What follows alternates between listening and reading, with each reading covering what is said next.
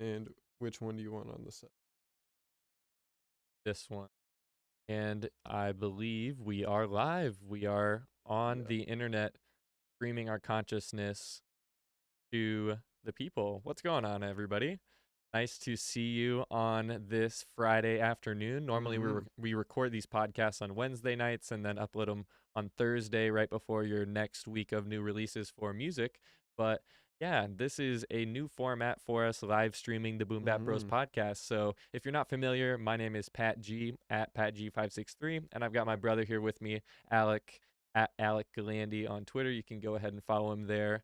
So I'm excited for the episode that we have ahead. We're going to be talking about two MC from Griselda based out of Buffalo, New York, and their latest projects that we've been spinning since they released this past month. Yeah, two real spitters. Yeah, I'm really excited too because we haven't covered any of their stuff in the past on the show. This is the first time that we are actually reviewing their projects. If I'm going to be honest, this is my first time listening through like their individual projects. Like I've heard them in individual songs and like features here and there, but this is my first time actually listening to their solo projects.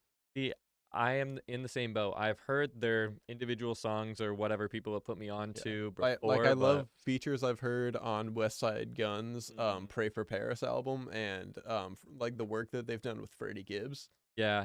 Like I'm a huge fan of them from that, but it's only a limited sample. And I feel like they were just gaining a lot of popularity from those features and specific moves that they made with their solo projects.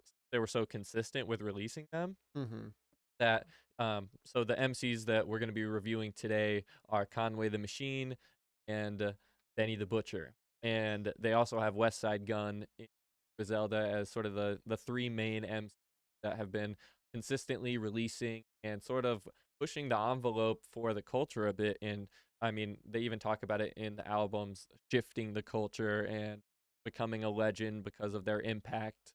And I definitely have seen since probably before 2020, a little bit before then, when they were really bringing in that sound of raw, real hip hop. I mean, pretty slow BPM beat for the most part. They're not rapping over, 160 BPM or anything crazy. They're not doing that triplet rhyme scheme type. Yeah, and they don't have to do those fast flows either. I would say Benny is probably the one that does that the most. Yeah. But other than that, they are pretty much like to the roots of hip hop. Gunn especially, he has a really deliberate flow. Hey yo. Yeah. Like he's walking down at his own pace. He's not like over speeding it up, Right. Yeah, like they are not rushing themselves to get through the delivery because they're leaving time for ad-libs and just letting those punchlines resonate and things like that. So and they just have their like unique pronunciation each, and they really let their words like flow out and like have a bounce to them and a weight to them. Yeah, and exactly what I'm saying. They let it resonate and have that really hit when they're saying those punchlines, but then also have the ad-libs come in and give a good dichotomy there. But we could talk all about those albums later in the episode. First off, what I wanted to do was get some stuff out at the top of the show, just some announcements and different things to look out for. So the first thing that I wanted to share was a review that we actually did recently for the Batman movie, and this is out on our brand new channel, Living Color Media. So I'm gonna pull this up so that we can take a look here, and I'm super happy with how this turned out, and it was a fun process, like doing a movie review for the first time. So same setup here that we've got put together, and I had my sort of presentation talking about the movie and specific notes that I wanted to mention after seeing it a second time, but I also cut in clips here from our very first listen through, or not listen through, but watch. And then I had to listen through that. It was like 30 minutes of just us talking about it and expressing all of our thoughts as soon as we saw the movie. Yeah, I think you cut out some good highlights from that. See, I had to cut it short. There were a lot of things we talked about, and I didn't put spoilers in this video. We talked about so many spoilers in our original sit down after we saw the movie, and we actually got to see it early on March 1st, which was a lot of fun. Yeah, that was a crazy experience, and in IMAX and everything. Yep, I saw it in IMAX the second time I saw it too, Yeah. and was not disappointed. This movie really is stunning. I really enjoy the visuals from it, and the story is pretty good too. I'm reading more and more takes online as it's had some time to resonate with people. They've seen it multiple times now, where some people are picking apart the story, but I give like a rough narrative plot in this video, and there's some things that I might have changed in like the third act after now, Yeah. like thinking about it a little bit over time. But overall, I really enjoyed the movie, and I think this review shows that Yeah. for Yeah, you sure. can hear that from what I was saying in the video too, what was cut out from our conversation. And like from everything I've been listening to in other podcasts and watching in YouTube videos, there's been a ton of positive reaction from the community in general to this movie. Yeah. And that's made me really optimistic because the way I was talking about it, I've loved it. And there's like a lot of people that are saying this might be their favorite on-screen adaptation. See, it is more comic book to screen than any And previous that iteration. was one of the things that we talked about that didn't end up in the video, where I was Right. talking about how it really felt like such a comic book. It was so comic book inspired. Yeah, it was more detective noir, a little bit of that like gore and horror a little bit. Yeah, well, they didn't. It was They leaned into more. that a little bit, but the Yeah. comics originate in that sort of space where you're not necessarily rooting for Batman. You're trying to just figure out what's going on in this place, Gotham City, and they really set the scene with like making Gotham City a character. They made it feel real and lived in. Yeah, established really. And a lot of the different characters too are giving you like different tropes of Gotham City. So you're seeing Catwoman, the person who was pretty much taken advantage of by the city,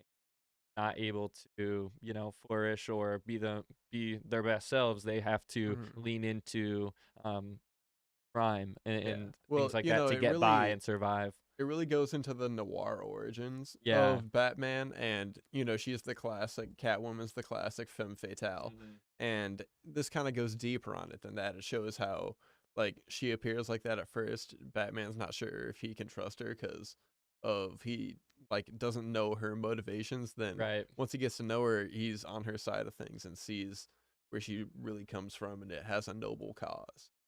Yeah, and on the other side of things, you get the gangsters, which are Falcone and Penguin, who I'm hoping is going to be a prominent feature in the TV show that was greenlit by DC, now going to be on HBO Max. I didn't touch on that in the video either, but there's going to be a lot of cool stuff coming out in relation to the new Batman movie and Matt Reeves' creative vision behind that Gotham City. Yeah, I'm excited for that whole universe to be fleshed out. Yeah, I enjoyed this Batman movie. I don't think it is quite my favorite.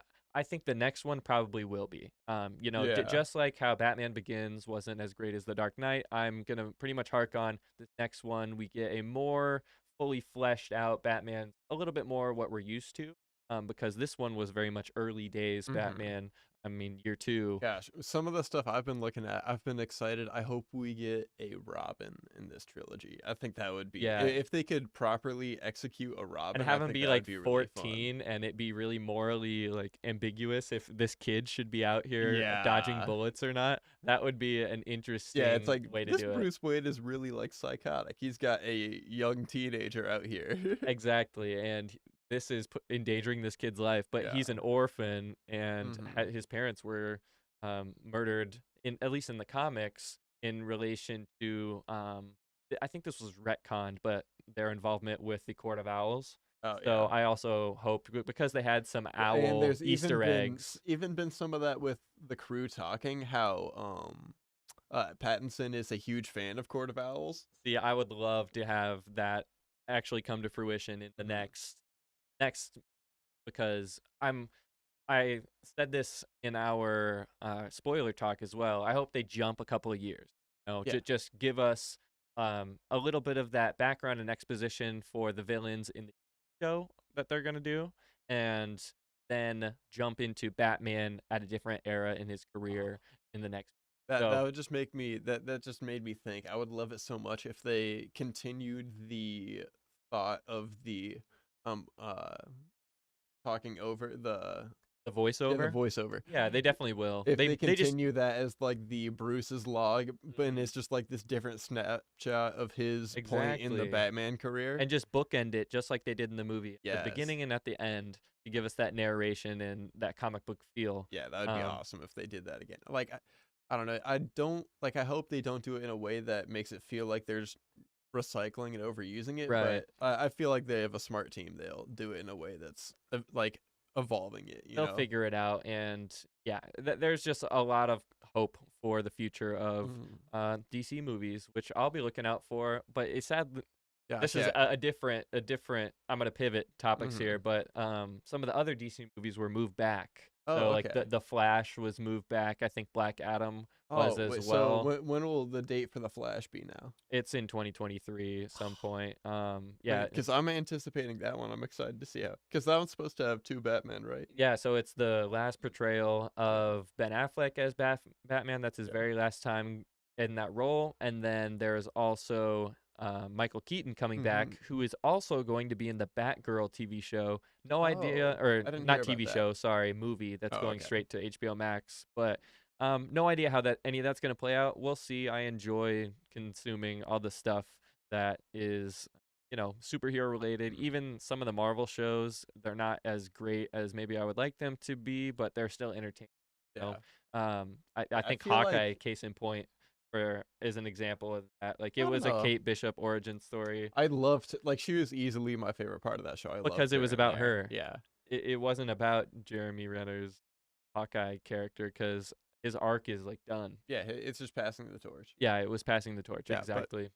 I don't know. I'm definitely fatigued with Marvel at this point. Yeah, and that Since formula so recycled and Mhm. samey over and over Yeah, like again. I watched Hawkeye, but I still haven't watched Black Widow, haven't watched Eternals. Like I did watch Spider-Man because I love Spider-Man so much, but other than Spider-Man, I'm just kind of tired, Yeah, you the know. Blu-ray release for Spider-Man No Way Home just came out, so we're Oh, due for a video on the Living Color channel if we get yeah. a provocative enough script title and angle to sort of add to the conversation. I Mhm. think we could do a Yeah. good video with that. Next thing I'm excited for Marvel is like Doctor Strange whenever Oh that comes yeah, out. that's That's like what's next on my radar, is it really. May or June that's coming out? I'm not sure the Um, exact date. yeah, but that'll be a lot of fun. But Mhm. we're getting so sidetracked. Yeah.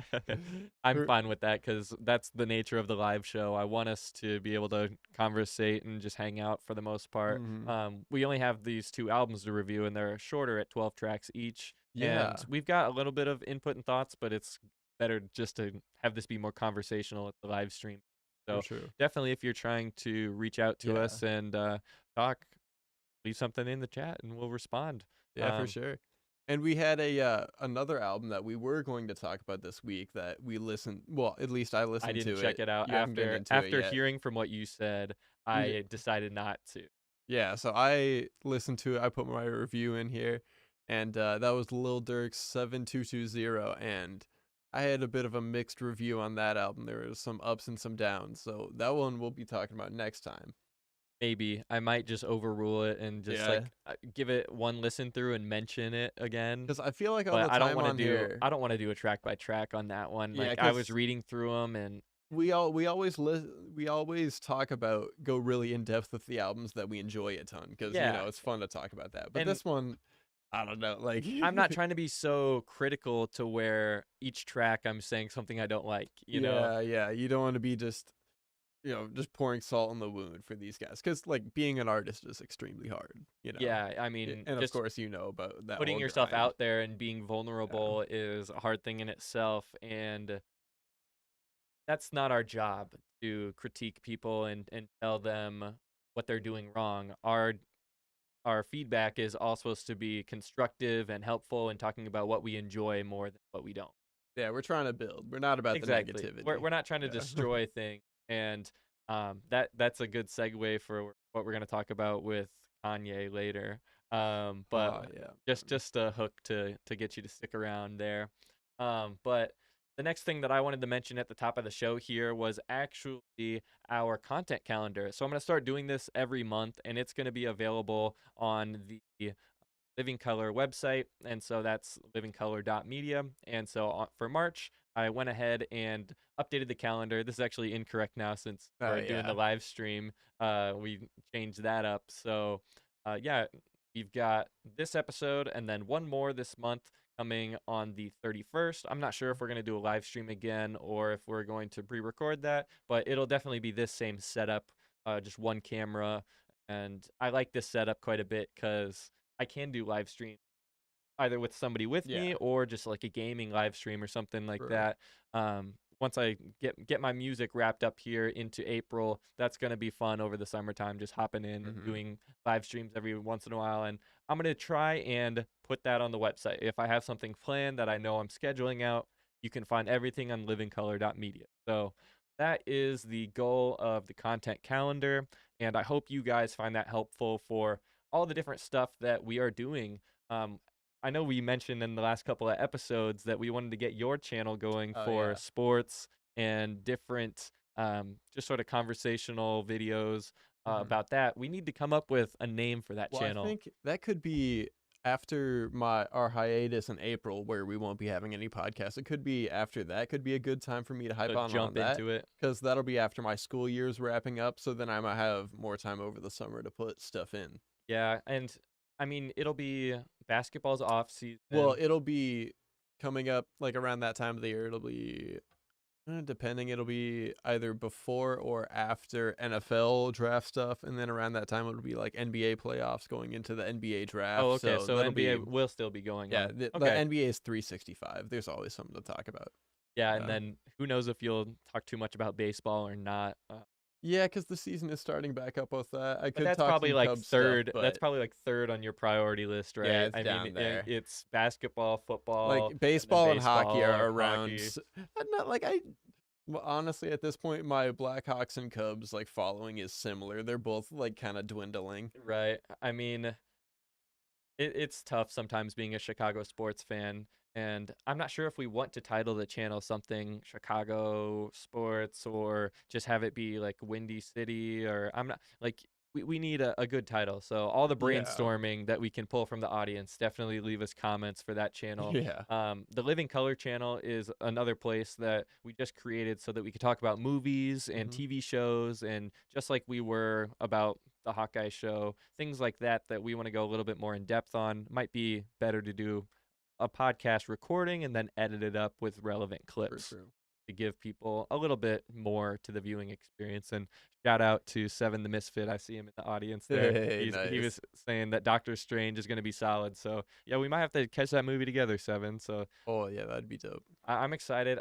You know, I need to look up that release date now because I'm not going to be satisfied. My curiosity is getting the best of me. May 6th. So it's going to be sweet. right as our hiatus is sort of ending for the Boom Bap Bros podcast. I'll also have a video going up for that Doctor Strange release. So that'll be cool to look forward to there. So like Alex said, we're going to be doing a bit of a hiatus after we do this episode number 17, and then in 2 weeks we've got episode number 18, and then on episode number 19 will not be until May 5th. And so that's coming up just before our 1-year anniversary of restarting the podcast and getting it going. So episode 20 should be scheduled for May 19th. And that's just before our 1 year. On May 21st is when we put out the review for J. Cole's the off season. So yeah, I'm excited for that. And I mean, this bi-weekly format has been working good this year. Yeah. Because it's given us just enough time to refresh and listen to whatever came out over the past 2 weeks, and then have new releases to talk about as well. So yeah, I've been enjoying this. Let us know if you have any suggestions or changes to the format, because like I said, this is, you know, a show for you guys. We're trying to build people up and spread some positivity with the music that we're listening to, media we're consuming. Definitely keep us in rotation. Next, we have the recent upcoming releases that we want to talk about. And first, I'm going to go backwards and mention that our review that is for Conway the Machine's God Don't Make Mistakes. That's coming up later in the episode, but that album released on February 25th. So quite a few weeks back now. We actually had so many other albums to talk about that we didn't get to it then, but I'm excited that we have it paired with Benny the Butcher's Tana Talk 4, which released just last week. A week ago today, actually, since it's going up on Friday, on March 11th. So that was they really came with like a impressive back-to-back punch. This spring, they were ready to get some music out there, and I mean, who knows if they'll do a tour or what? I mean, I would love to see a show. I bet they would be electric in concert. Oh yeah, that would be a dope vibe. I don't know who would show up to that concert though. Like, could you predict what a Conway the Machine's crowd would look like? Like, I have no clue. I couldn't predict that. I would have to see it for myself. Yeah. And on the 11th, Lil Durk's 7220 album also came out. But for what is upcoming, we actually have. Not on a Friday. It is next Tuesday on the 22nd. Phife Dawg's Forever album, and that's his posthumous album. Rest in peace, Phife Dawg of A Tribe Called Quest fame. And I'm really looking forward to that because they announced the track list. So yeah, let's go ahead and take a look at this. Have the album cover, which they had a different album cover for previously. I'll pull it up from the Instagram page here. Oh, okay. They had shared this cover out. I was like, so that's going to be the album cover, but this was just more of a promotional image where this is the actual album cover. And I didn't know that off Linden Boulevard. Linden Boulevard is famous in A Tribe Called Quest songs. They reference it. That's where they're from. They're in Queens, and they actually named a street after Phife, so it's Malik Phife Dawg Taylor Way, right there. Awesome. So they're also highlighting that with the album cover. It's named Forever, and I'm just really excited to hear this after seeing the different features and the tracks here. So let's go ahead and take a look. So it's Cheryl's Big Son intro, Only a Coward, produced by Ninth Wonder, Fallback featuring Rhapsody and Renee Neuville. And so then there's Nutshell Part 2 featuring Busta Rhymes and Redman, produced by Jay Dilla. Okay. Sorry featuring Rich, Dear Dilla. So this is a famous song that Phife did solo after Dilla passed. And it was a great heartfelt tribute. And it's going to be even more heartfelt now that Q-Tip is adding a verse on there. I love that song, so I'm sure I'm going to love the reprise here with Q-Tip on there. I'm really glad they included it on this album as well. And then we have Wow Factor featuring Massio of De La Soul. So past collaborators there.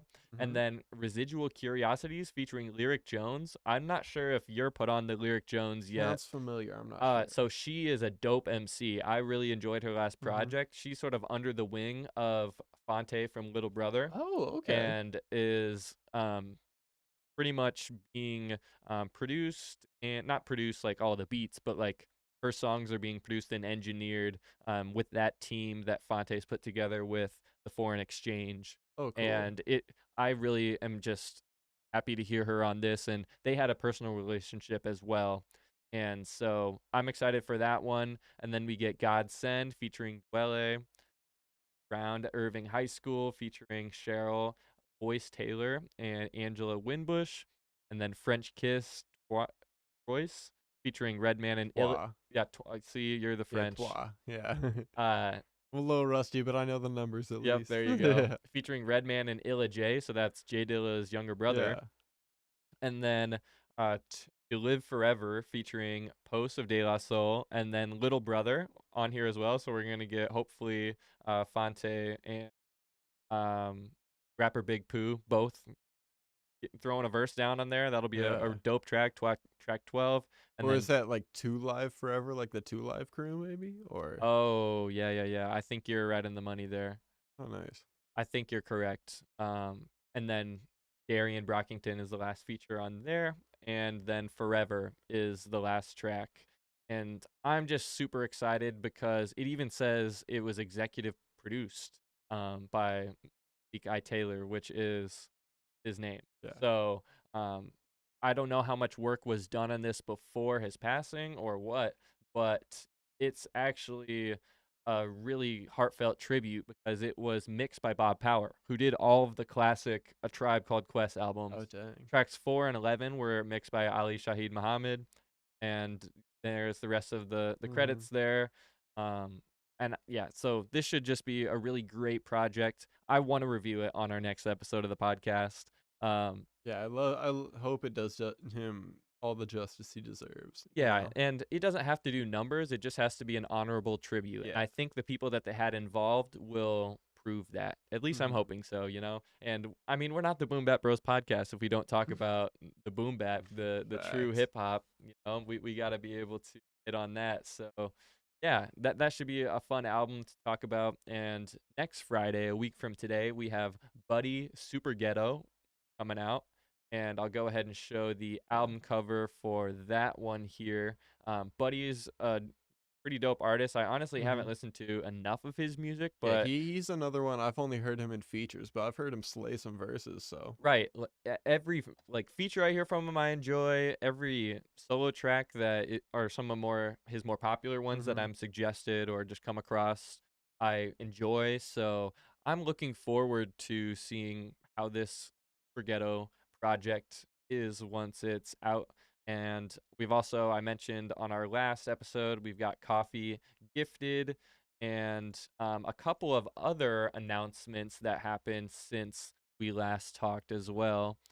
So I'm going to go ahead and show you this one. Coffee should hopefully give us a pretty cool vibe on this. I've heard a couple of her features in the past, and I think that she's got really great art to share. So I'm excited for this. The album cover is dope. We'll see how it is on Gifted. And to switch over quick and sort of goof on someone instead of hype them up. I know we're trying to stay away from the negativity, but how could you name your album Mainstream Sellout? And I didn't even realize that Pete Davidson would do a feature on a song, but apparently that's the next level of their friendship. Machine Gun Kelly is just embracing the meme. I feel like he is. Oh God, that attacked my eardrums. Yeah. I should have muted that beforehand. Yeah, I wasn't ready. I wasn't either, man. So those were all of the song titles, it looks like, in wearable form, and then this is the album cover for Mainstream Sellout, and he's actually getting tomatoes thrown at him, but they're pink in cover. So he's become a living meme with how people don't like him, but I don't know if he should embrace it or not. So okay, so not even all of the track listing is out yet, so but the features are. Okay. How do you feel about this as a marketing tactic? Not releasing the track names, but having the features on there. It's like, are people? Good. Yeah, I think that's good for the hype because you think so? Yeah, most of the time when an album comes out, when they release the track list, you're looking at the features. It's like, oh, who do they got on for this album? Like that's really what you're looking for. I would say that if it's an artist I don't like, or not, maybe not an artist I don't like, but an artist I don't follow as much or care for as much, I'm like, okay, maybe there's a feature from an artist I like, or even just someone less well known that a bigger name feature or someone that I'm aware of might attract me to that project. Yeah. This isn't that. I think this is more just trying to get people to hype. Like, I do think as a hype move, this is probably the idea. Well, yeah, because it just reminds me of the Drake thing with the billboards. You know, yep, exactly. It's just hyping up the features. Like and I feel like this will be a common tactic coming up. Yeah, I could see that, but I wish if you're gonna at least share the features, share the track names. Like, why hold that information back? Like that is a little weird. Just to have another reveal, like I think that cheapens it in my eyes a little bit, and that's why I'm a bit critical on that. I feel where you're coming from with that. Because they're just trying to have another marketing ploy in there when you don't need that. You just need, if you're gonna release the features and get people to come, then have them at least remember the track names at the same time if they're looking for the feature. You know, it just seems a little bit counterproductive and tedious to do announcements like that. I don't know, it kind of shows where the priority is, I guess. Exactly. that's all we got to say about Machine Gun Yeah. Kelly. And let's get back to the hip hop here. Denzel Curry released the name and track list for his new project, Melt My Eyes, See Your Future. And I think this is a dope album cover. I Oh yeah, really that's like cool. this effect that they were able to get here. Let's take a look at it. So, Melt My Eyes, See Your Future, coming March 25th. And I really enjoyed the lead single off here, Walkin'. Mm-hmm. That was a dope track, and I'm really excited for Robert Glasper, a great piano Oh player, is yeah. featured and produced that first track. So that's got to be a little bit of a piano intro, I'm sure. But John Wayne produced by JPEG Mafia. Yeah. So we'll see how that goes. Troubles Well, and featuring T the Pain. one after that one's pretty stacked. Ain't No Way featuring Black, Rico Nasty, Jid, and yeah. Yeah. Okay, that is a pretty stacked track.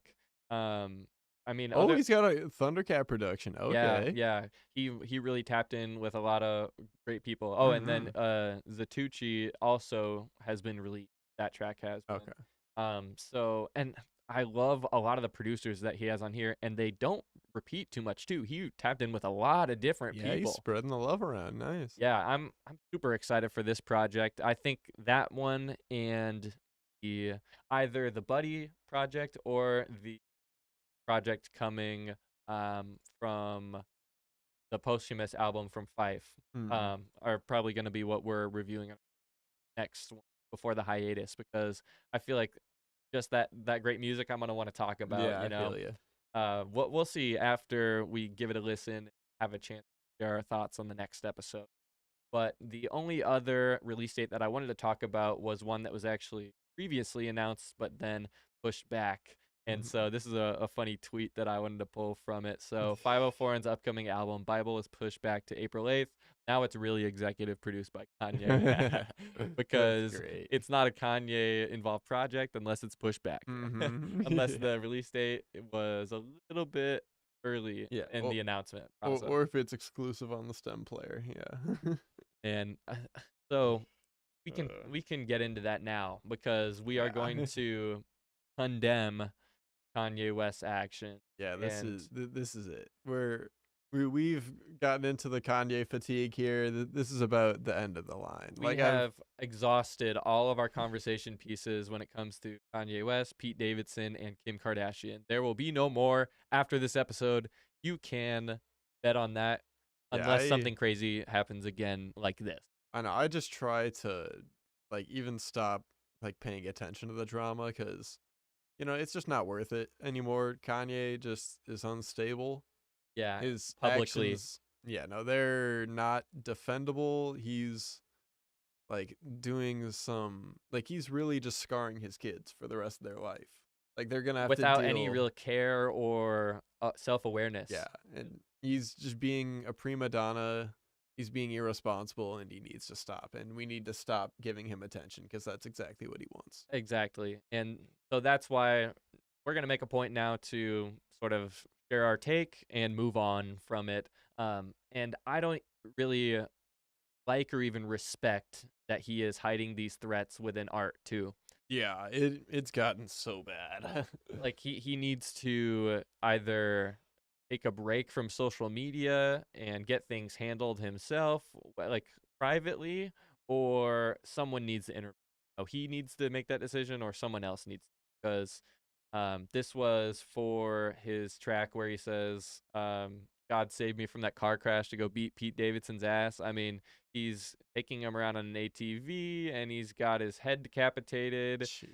And I mean, this is all beautifully claymated. I mean, shout out whoever he paid to do this. I also am sorry that you got involved with this, because the Yeah. claymation's cool, but he's continuing to harass publicly Pete Davidson, calling him skeet. Yeah, and they said everyone lived happily ever after except you know who, pretty much alluding to his death. Can't can't defend that. Like I No. know a lot of Kanye fans are cross pollinated with our fan base and like our potential viewer base, right? Like those are very passionate hip hop heads, and they're always going to be following along what's going on with their favorite artists. And you can't keep those blinders on just because you like his music. you have to think about it if it was one of your family members doing this to like your aunt or you know, like think about any woman in your life and how they would behave or react, and you totally understand Kim Kardashian plight a little bit, even though she is also Yeah, hard to she is defend. far from a perfect person. Exactly. In her own right. And that's why this Yeah. whole thing was chaos from the beginning. Like, I feel like if you were following him back in 2012, 13, when things were getting serious between those two, you knew that it was going to be an explosive ending of just cataclysmic proportions. And so, like, I remember the Bound 2 video.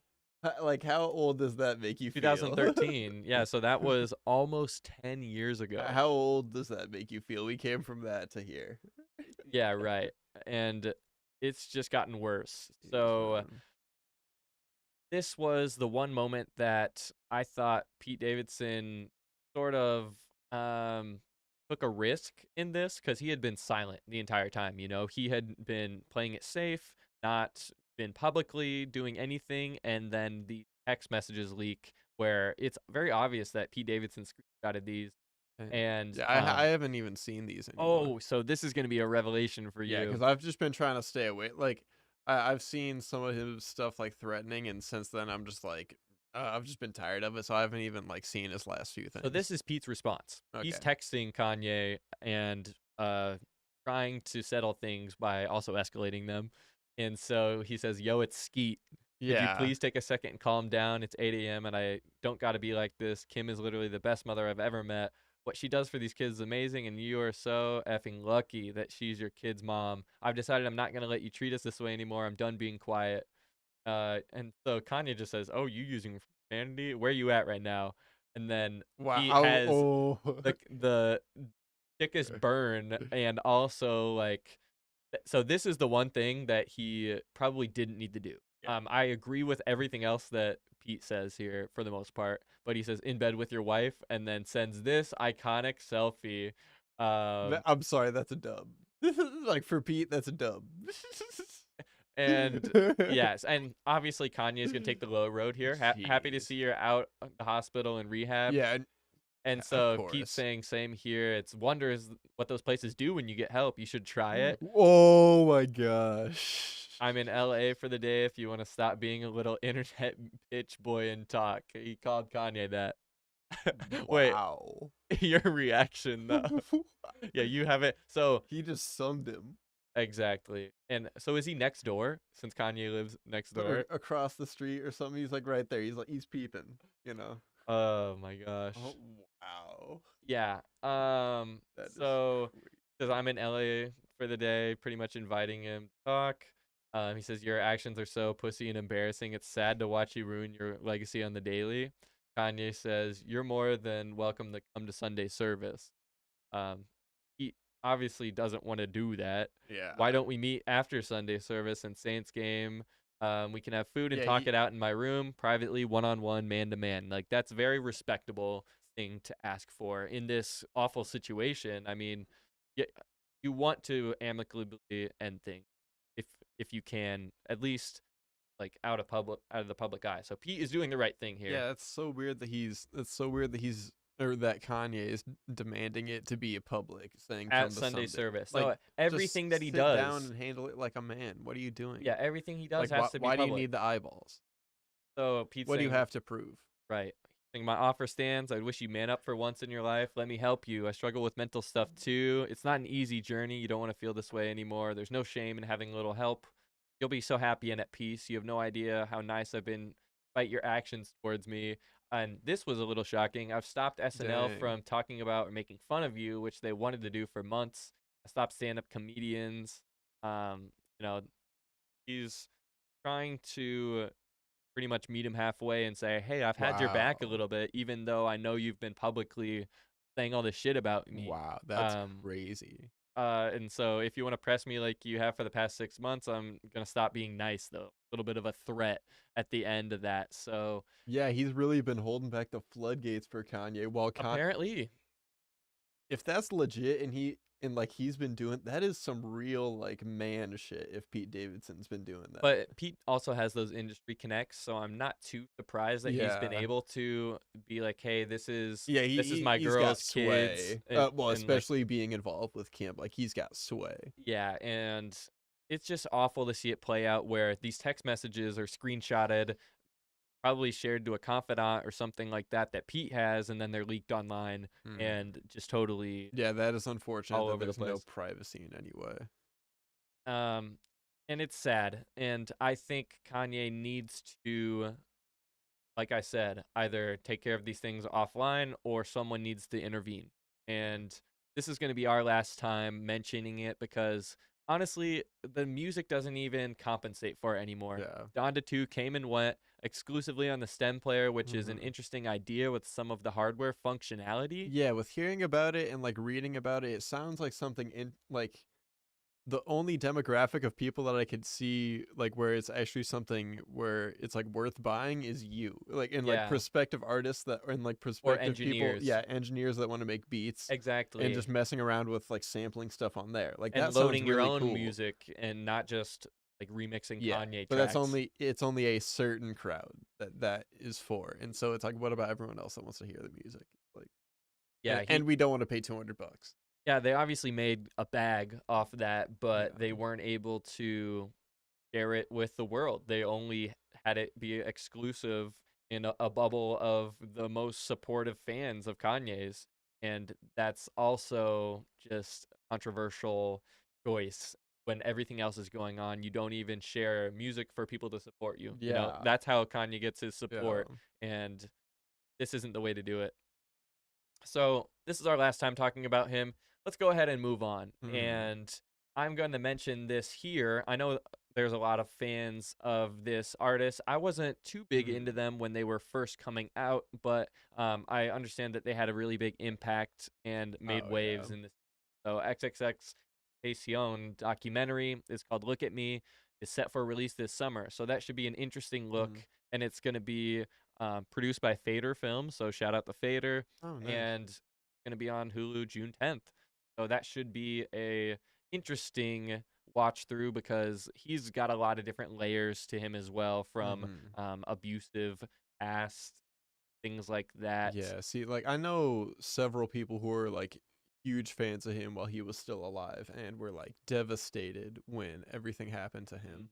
And there was such a huge emotional connection between him and so many of his fans. But personally, I never got into it because of the whole thing Controversy with him and his fiance or wife at the time, and when she was pregnant, and the abuse allegations with that. And I could never get past that, so and I wasn't a huge fan of his music before that anyway, and so I never really broke through with him. But there's so many people that his music touched them like worldwide too, and that goes to show he was a very talented artist and troubled human. And so I think a lot of this should be I don't think that this is going to be a puff piece, is what I want to say. I hope not. I hope it's real. Yeah, you know? I think this is going to be a genuine and critical look from multiple angles about XXX and seeing, you know, how his life was on and off stage and the craziness of what was going on with him during his peak in popularity. Here's a little bit that, how do you pronounce it? Try and pronounce that. Folian wrote. Folian? And so they said, I've always been clear that the answer is question, can you separate the art from the artist? The answer to the question is no. Often the artists that touch us more deeply are the artists whose intimate lives we think we understand. So his actual name is Jase Onfree, had an uncanny ability to draw attention and curiosity to himself both as an artist and as a person. He used social media to give his devoted fan base a sense of authentic connection to him amidst his open struggles with mental health. So I think it should be a really great look into, you know, this man was and his impact and what we can take from it. And I'm really looking forward to it. We'll be talking about it on the podcast after that comes out, but it's a couple months out, and I wanted to put that on people's radar if they weren't already aware.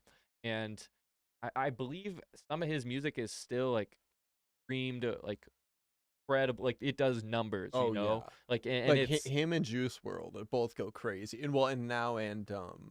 I'm forgetting the guy that Pop passed. Smoke. Pop Smoke. Those three all go crazy, Yeah. like top of the charts. Yeah, I mean, rest in peace. You hate to hear that an artist has passed away, but you are glad that they were able to express themselves with the time that they have, and they were able to share their art, and their families and people that they were attached to should credit off of that and be able to support themselves off of that great art, even though the artist isn't. So we just always hope it's in a respectful manner. It's deserving, like Life Dog, Yeah. And yeah, so let's go ahead and switch gears here a little bit. And I believe this is the last piece of news we have to talk about before we get into our album reviews. But a Dreamville artist that I've been enjoying, and her last project was a classic, not going to lie. Ari Lennox has track listing for her next project, and not just the track listing, but the vault of studio tracks that they were able to produce. You haven't seen this, huh? No, I haven't. Oh man, I'm trying to get this image to be a bit bigger for it. There you go. And so there's tons, 80 songs just chilling. Yeah, tons of music that they have put together. And I mean, look at that face. Yeah, she's like, y'all ain't ready. Yeah, for real. And she's just smug as hell. I love it. And so I'm super excited for whatever that ends up coming to be what we hear, because this is, 20 tracks is a long ass album. We reviewed 20 tracks albums and it took us 3 hours. But I mean, this is more than 4 albums. I mean, this is 6 albums. Who knows if half of these are wrapped or whatnot, but I'm super excited. She said she's grateful, and I think her fans will be once they release those tracks too, because she's one of the best R&B artists out right now. Extremely talented. Yeah, I mean, such a great voice. Definitely looking forward to that whenever that's turned in and polished up and finished. We will see, but there's a lot to pull from, it looks like. So she's been working. That's what you like to see, though, from artists that you're looking forward to their next project, especially after such a critically acclaimed one. And she's hungry. She's on the grind. Yeah, gotta prove yourself. Not only to yourself, but to the audience and the listeners, that they deserve your attention. Yeah. And I think she'll pull it off. We'll be there to review it once it's out. For sure. So now it is time that we go ahead and start talking about Griselda. And the first album that we have to talk about is Conway the Machine's God Don't Make Mistakes. And from the moment I saw this album cover, I think I knew it was going to be a great project. This is just cold, not gonna lie. Yeah. The deal happening, you can see the concern got on his the face. Money going in his pocket, got the exchange happening. Out the trap, yeah. And he's so young. Yeah, for real. Really sets the tone for like the world you're entering into. And I think that Griselda Records has really been able to, with this partnership with Shady Records, which they're I didn't even know that's what they're distributed under. And there's even a couple of mentions in the projects, this one and Tana Talk 4, about how they're affiliated and things like that. But I also heard Conway recently said that his original deal that he signed wasn't incredibly in his favor. Oh, okay. And so he just re-signed and got a bit more favorable deal after he's been so consistent with projects. I mean, if he had a 6-album deal, I'm sure he filled that last year or something. Like, they put out so many projects, it's sort of hard to keep up if you're not already familiar with them. And so that's sort of our introduction here, is we are becoming familiar with them and introducing them to our audience, as Griselda has been, like we said, over the past couple of years, been coming with that consistent quality and that old school hip hop feel that is timeless, and really giving us a lot to talk about. So we're going to go ahead and start with Lock Load, produced by Beat Butcher and Derringer. And this was a nice little intro, just like I said, painting the picture of the world we're entering, and how the chorus goes: lock, load, lock, load. You're also loading a weapon that you can protect yourself with, because it's dangerous in here. We're entering a dangerous area, the danger zone. Yeah, we're in the trenches, Like, it comes in and it really lays down a visceral beat, Conway comes in, he rides it perfectly. There's really great ad libs on this track that I enjoy a lot. And Beanie Siegel, a legend, comes in for the outro, and I think he does great on that. Yeah, so let's go ahead and pull up the for this one here, and we can go ahead and take a look. So he's also saying it's spooky at the top, and that goes to add to the environment. And obviously this rap is very punchline, ad lib oriented. They are talking their shit, saying everything that's gone through about their life in the streets. Conway is a dope MC. I mean, I think from the moment you get on here, you know that you're getting some real raps. Oh yeah, that is for sure. Yeah, and Beanie Siegel's got that outro here with the back end. So yeah, I enjoyed this one, and I thought that it was a good intro into the project. I mean, we get going quick, and then we're into the second track, Tear Gas, with legendary features from Lil Wayne and Rick Ross on here. Yes. Just last year, these two came together on one of my didn't make them my top 5, but one of my favorite songs of the year, "You Only Live Twice" off Drake's album. Yep. Which was easily my favorite off there. Those two came through, and they came back on this song. They're a great combo. Why don't they do a duo project? Oh, bro, if we get 12 tracks, Lil Wayne and Rick Ross, that would be legendary. I think that would be a super cool connection. Yeah. I mean, they might exhaust their styles a little bit. I mean, Lil Wayne is so versatile. But I mean, Rick Ross has a handful of styles. Well, didn't Lil Wayne and 2 Chainz already do? Didn't they have one together? Collar Grove? I don't even know. See, I think if I'm not mistaken, you could look that up maybe. COLLEGROVE. I think that's the duo project between Lil Wayne and 2 Chainz. If Rick Ross and Lil Wayne did something like that, I think that would be really cool. I'm gonna look this up. Yep, that's the title of it. You're right. So it's a studio album by 2 Chainz, but is it? I think Lil Wayne's on every track, if I'm not mistaken. So it was in 2016. So let's see. Track list. Not every track, but most of them. Most. Yeah. Wow. So they were tapped in the studio together, and not exactly a true collab album, but pretty close. And I would love to see Wayne do more stuff like that. If Rick Ross tapped him to do more tracks, they could really put a dope project together. But on Conway's track here, I wanted to pull the bars. Yeah, I was even surprised on this one towards the end of Conway's verse. He was like singing a little bit on here. I was like, oh, dang, he's singing. No, they hit a lot of different flows and showed you what they got. I mean, I love the feature from Wayne because he's always got those punchlines for you, you know. Rick Ross's verse was pretty short, though, just to close out the track. I think that was my favorite part of it, though. I liked Ross more than Wayne on here. Oh, really? Yeah. See, I think I would disagree. I would say I liked Wayne's because we get more from him. We get a longer verse. But see, I feel like Ross kind of had the like 6-man vibes where he just came in, he got hot, he just dropped a lot like in a little bit and got out. Like I feel like he did the most with his time. Yeah, that's and it was right at the end too. Yeah. No running back the chorus or anything. So I would agree with that, but I still like I think he just hits that nostalgia for me. Okay, I'm like right back on the school bus in middle school listening to Lil Wayne mixtapes again, you know. Like, really, it just brings me back. It's picking between some of the greatest of the last few generations. Exactly. You know? I enjoyed Conway's part here saying, "Book of Conway, I'm far from my final chapter. Retired trapper, my idols wasn't no rappers. Race to the top, and I'm driving faster. Yeah, run the bag up, then retire after." Oh, nice. Yeah, so I mean, Conway's got some bars as well. Like you can't discount him. He is contending with these legends on this track and throughout the rest of the album. Just that one that's highlighted on there is funny. You don't know the feeling of never seeing your kid again, and it's a Russell Wilson type raising your little man. You know what that's a reference to? Yes, I do. Yeah, Future and Baby Future, man. That's I didn't notice that bar. That's a tough one.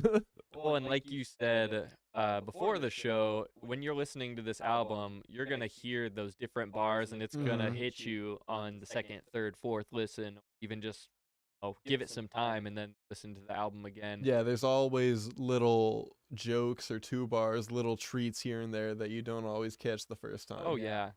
And so Tear Gas was produced by Cosmo, G Coop, and Vital Garcia.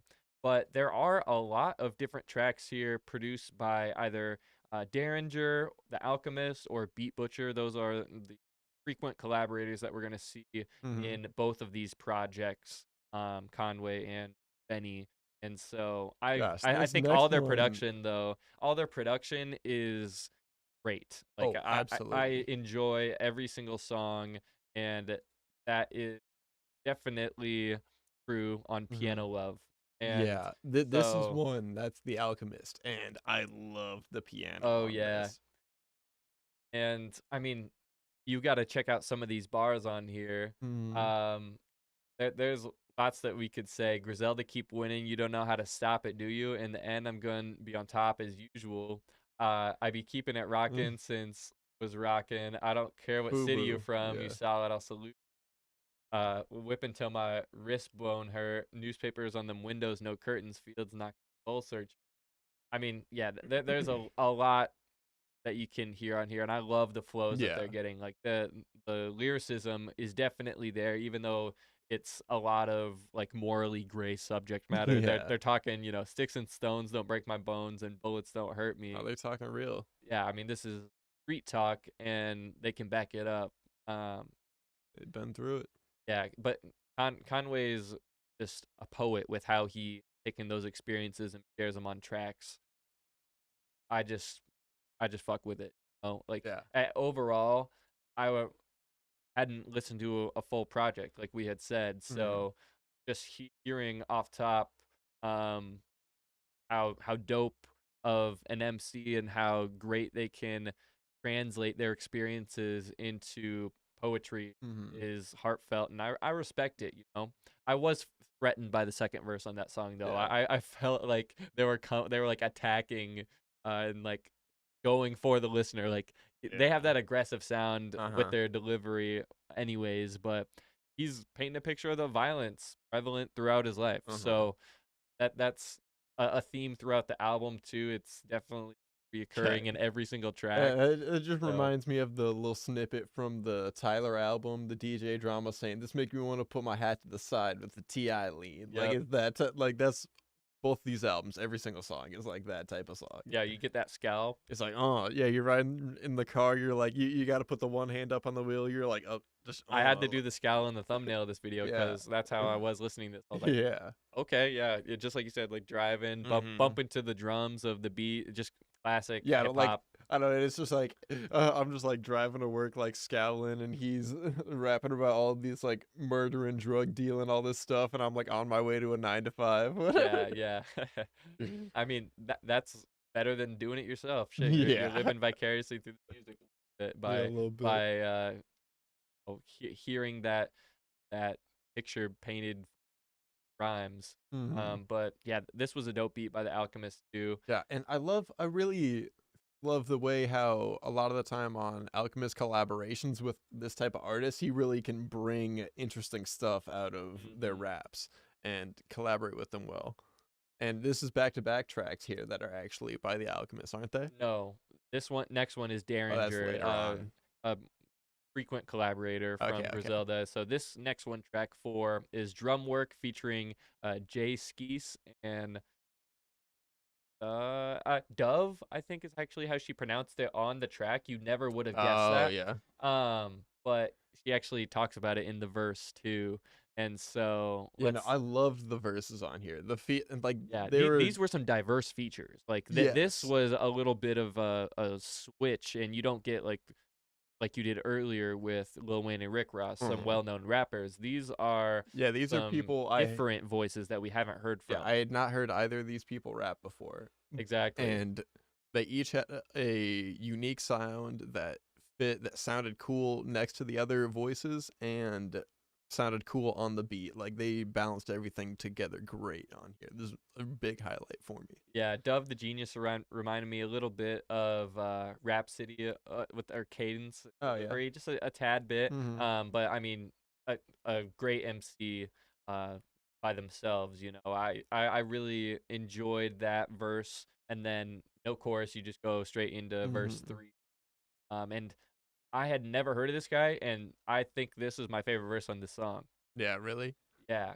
I mean, this was a really dope one just to close out the track too. So I mean, they're shouting out the producer Honestly, with Danger on production. I'm on the verse. That's when you find the carcass. I'm Air One like them white on white forces. 5'10". I walk in like I'm enormous. yeah. Remembering back to this one, I'm not sure. Like, I think Conway actually has my least favorite verse on here, which he still has a great verse, but every one of them knocks it out, and I'm not They sure top which one of the themselves yeah, as the track I'm not goes sure on. which one of the two features I like more because they both were great on here. Yeah, this was a dope one. Drum work was definitely a highlight. But it's track 4, so if you're listening through, I mean, you're a third of the way through the album at this Yeah, point, like and it's a both each of these are a tight 12 tracks, 40 something minutes, 3-ish minutes per track. Like, but they're about perfect album length, I think. and I mean, I'm a big proponent of this, and it'll be a bit more apparent next episode when I have an announcement to make. But 12 Ooh. tracks is the perfect amount for a project. Like, from beginning to end, you can tell your story, you can touch on some different vibes, and people aren't going to get bored. It depends on how long the tracks are sometimes. If you have like a 6-minute track or 2 of those, it could make a big difference because those are like double-sided tracks, Yeah, right? But I think 12 as a numbering scheme is also great. I mean, people love really organized, right. People love trilogies. Oh my So god. then you can do 3, 3, 3, and 3, or you could do like Gosh. we said 4, 4, and 4. Like you That's can so funny. structure it a very different and hit a lot of those. Like even as humans, we're innately attuned to like how it's presented like that. Yeah, that's so funny thinking of it like that because that just reminds me when I'm playing 2K, I go on the My League mode and I'm like changing the lineups on there and they're 48-minute lineups. So I break that down into like the 4 quarters in basketball. It's 12 minutes each. Okay. And so I like break that up. Depending on how complex I'm going with the lineup, I either break it up in like 2 6-minute chunks. So it's like 8 6-minute chunks or it's 16 3-minute chunks. So it's all like down to that and like how I want to get all the minutes right for the players who should be playing with who and all that. So it just makes me think of that, like how I'm like breaking everything down into 3s or 6s. Exactly.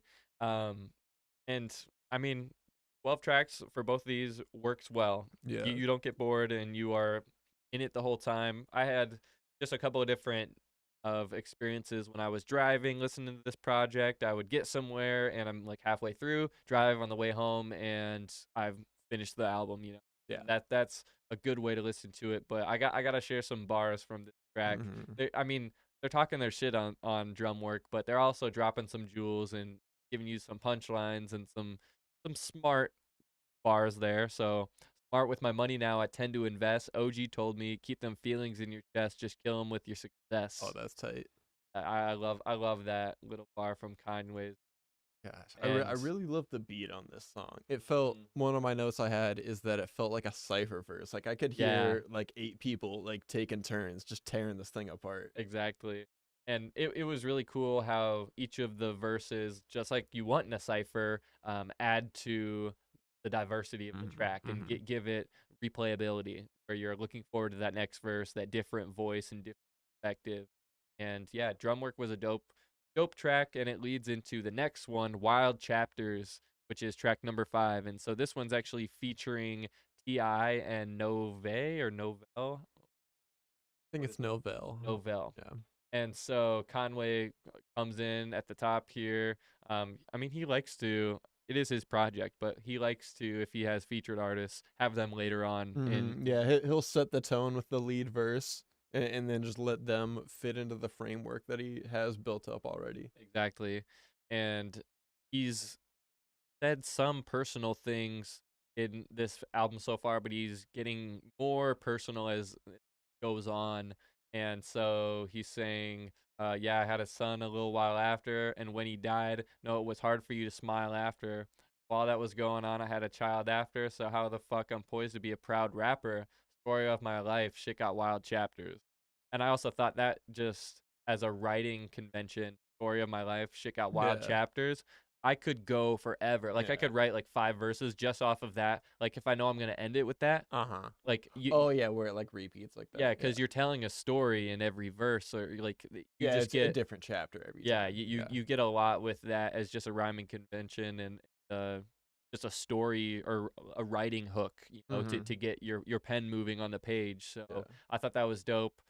Even though T.I. is problematic, yeah, I know. When I saw him on the track listing on the feature, I was like, T.I. 2022? I was like, he's still getting features? Yeah, I didn't hate it. No, it like was all right. that was the thing. Like it was like this is a banger. Like this song is a banger. It's just like, dang, I just feel a little bit different about it knowing what T.I. did. I'm like, why you got to do that song? Like I love this song, but I just feel a little weird, you know? Yeah, if you don't know, T.I.'s pretty much proven to be responsible in some shady shit with prostitutes. Yeah, a lot of women, some possible like sex trafficking. Women, sex trafficking, drugs, a lot of it that is shady, and yeah, just makes you like we said earlier, separate the artist from the art. It's hard to do in that context with that knowledge. You know, you almost wish you never read that, but then it's better to have the full context and truth around an artist, I feel like. And you always got to remember that these artists are people. They're not like perfect. You can't be holding them up to like thinking of like, oh, this person makes great music, so they must be a great person. Like they a lot of the times make the same mistakes that those we do, and in some situations some really bad ones like this, or just go too far with it and feel like they're untouchable. And then they get to a point where they're like, oh, I can do whatever, and then they, you know. Yeah, exactly. But I think you're right about this one. It is a banger, and that's due to Hit Boy being on production here. Yeah, the soulful beat is amazing. I love what Hit Boy did on He's here. one of the best producers working out today. And it can't be understated how much work he's putting in, from Nas to now Conway. He's worked with a ton of artists. Big Sean, exactly. And I really enjoyed this one. It's the only beat we get from him on this project. It was one of my favorite beats that we hear on the whole thing, though. Yeah, definitely.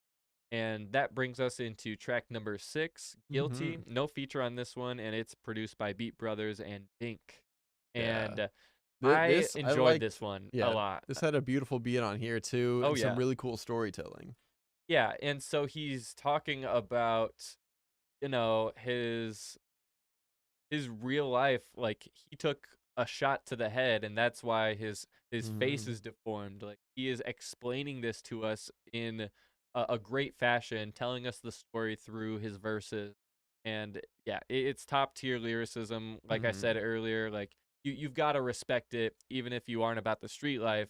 You just hearing their experiences is super valuable, and it's art at the end of the day. So everyone's going to take their experiences and put it into art that they create. And if you're a dope lyricist and you just happen to come from the streets, I mean, hey, that's how it goes. So I'm just really happy that Griselda is bringing this raw, real hip hop sound with punchlines and dope lyrics and good writing back into the forefront. Yeah, and I love the sentiment that he came out with, being like, name your top 5, I might be better. Like, this underground stuff, like, y'all, we need to start paying more attention, because they're putting out some real stuff. No, and so this is his debut album on Shady Records here, and it's a really great way to give us story. Like it says here, Conway takes us back to 2012, where he was in a shootout that left him paralyzed with Bell's palsy, and it's a great story that he's telling here on Guilty. If you're gonna have an awful experience like that, just put it in a verse. You know, he just didn't take any breaks on this, and told us the story. And I like at the end he's saying, asked Benny, asked West, had semis, had texts, talked to him. No, Kizzy, we were really at next, really played with me. Then he got stretched. So they're threatening violence here as well, but you know they're backing it up at the end of the day and trying to take a better path with the music. Yeah. Well, you know? And they both talk about that. Benny as well does his album. But before we get there, we're only halfway through. This one for Conway the Machine, God Don't Make But right Mistakes. here at around the crap, what's the word I'm thinking of? Halfway point. Yeah, the climax, that's the word. Right around the climax of this album, John Woo Flick at number 7 with West Side Gun coming in on the feature. Hey, This yo. was one of my favorites. I think West Side Gun was a great he did a great job in his feature. He just dropped in, he killed it, and this is one of my favorite ones off the whole album. Wow. I mean, the bar, enough shooters on my team to embarrass the Pistons was Yeah, enough to do I it, right? highlighted that one. He had an Aaron Rodgers line too, so I was like, "Ah, dang it, why do you have to reference the Packers?"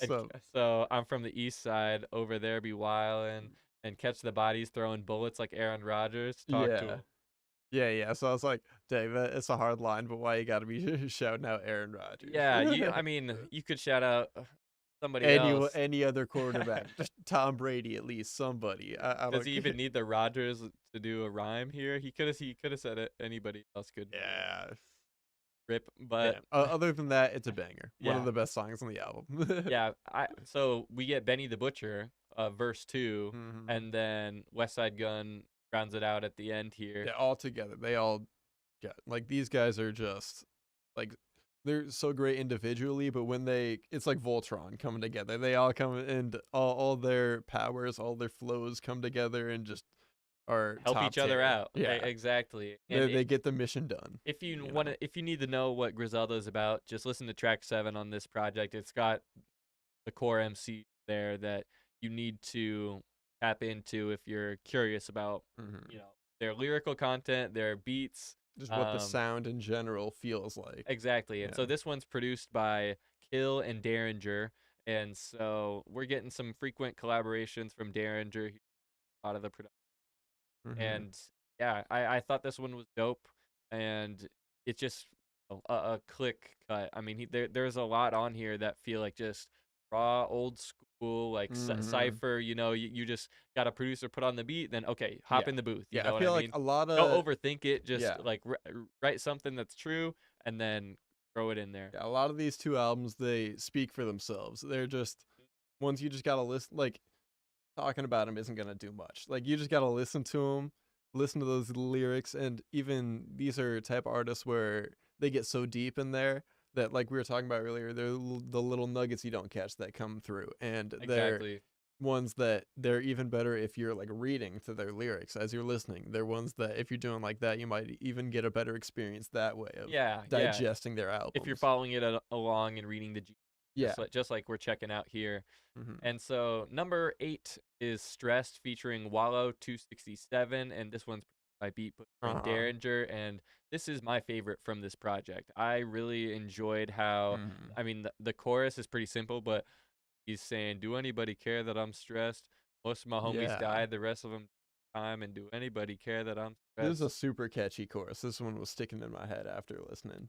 And the verses are great. I mean, top tier storytelling, like we were saying, and he's telling the story about his depression, alcoholism, and losing his son. Like, you've gone through some shit if that is the subject matter of your song. I am not surprised at all that this is your favorite off the album, because this, like, if you see in my notes on here, I think I just called it like good, classic, old school, just real shit. Yeah. He's just on here. He's like, all right, this is like the very darkest, deepest stuff in my life, and here's how I feel about it, and just saying it in such a cool way that like it'll be like some really sad tones, but everyone's just like bumping to it and like enjoying themselves. Like that's the essence of like music making and like hip hop, you know?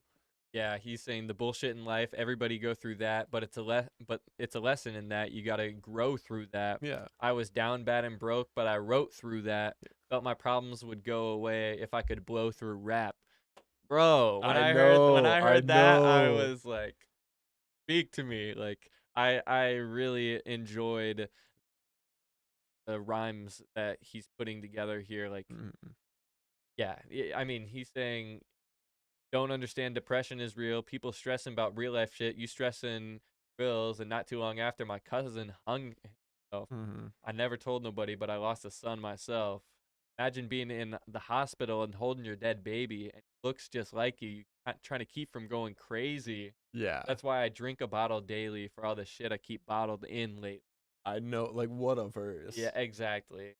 You got to hear it for yourself to really get the impact of those lyrics. But I mean, just reciting it there, I'm sure they're talking about some real shit. Like he is stressed for good reason here. And something that I didn't even mention yet is that Griselda is an older clique of MCs, and that's also why they've been have making music for a while. Well, not too long. I mean, they were in the streets more than they were making music they for a kinda while ago. late but bloomers might be the better term. Exactly. Yeah. So, I mean, they're all at least in their mid to late 30s, and you don't see that for people coming up in popularity now. Like it is and yeah, like J. Cole having his first album, was he like 26 or 28? yeah, One of those ages. Yeah, and and Jay-Z was as well. Yeah, and that's like an outlier. Like nowadays, like most guys, they're like 19, 20 and when you're they first getting pop. into it. Exactly. And so it's pretty unique that they're able to reach such a wide range of hip hop fans as an older clique, older generation coming in and talking their shit still and adding to the conversation. But I think that's where they were really influenced by that old school sound, is that's what they come from. And so we get on track 9 so much more, a really great concept that I enjoyed. And this one's produced by the Justice League, and they're an old school, I mean, over 20 years in the game, a group of producers. And there's a lot of drama and different things to talk about with the Justice League. But I'm glad to see that they contributed, and I really enjoyed it. And this album just has a solid run in the middle. Like from the beginning, it's okay, and there's maybe a couple of tracks that, I mean, Tear Gas is dope, Lock Load is dope. Honestly, this whole album, Piano Love's all right. I see it. Like, I feel like it really, once it hits gets its to stride in track 5. Yeah, Wild Chapters, I'd say Guilty, 4. John I'd say it starts with Dream Work. Drum Work. Or Drum Work. Yeah, like the first 3 tracks, like, okay, it keeps your attention. Even though one of those but it is hits like a stride. Lil Wayne and Rick Ross, which is like surprising that I feel like later on is where I feel like it really gets into better.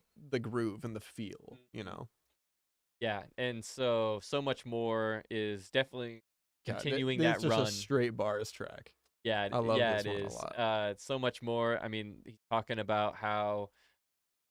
Here, let's just read the chorus verbatim. Yeah, it's so much more. It's so much more. Don't let him put me in no box, because I'm so much more.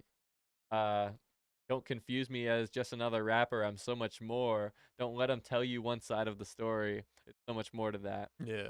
And storytelling, just like we were saying on these verses. I can't let nobody in the way of my goal and my plan. They say I'm your bro, I'm your man. I know they don't understand. So it's just dope. I mean, he's referencing a lot of things, like their past projects. I spent 200 of my own bread giving back during COVID, flowing lines, feeding family, and promote it.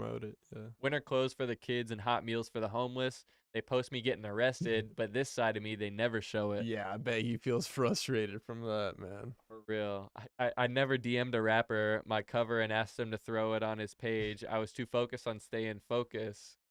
I think that's a bogus way to get noticed. Yeah, they're not. I agree with that shit. They're not about working the connections like that. Yeah, and they're all about the grind. It's organic, too. Like, if people fuck with you, it's gonna be because the music is dope. It's not gonna be because you know somebody who knows somebody who's gonna promote you, and then you're in front of the right people. Like, if they know you, they mess with you, and they know it's good work, they're gonna post it. You don't need to be asking. Like, if you're asking, then like that's telling. Like, it's they don't have that feeling themselves to like bring it out.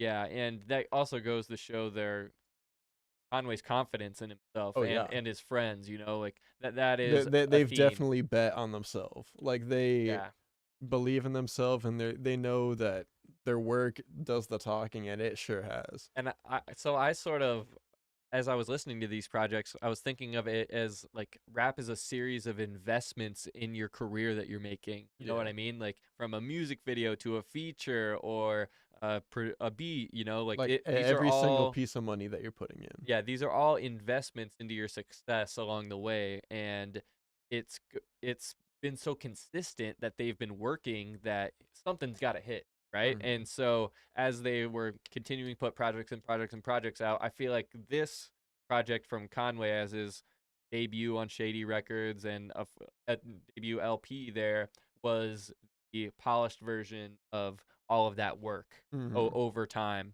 And even though we get Tana Talk 4 from Benny the Butcher, he's doing similar but not exactly the same thing. I mean, this is his most commercially promoted project by far.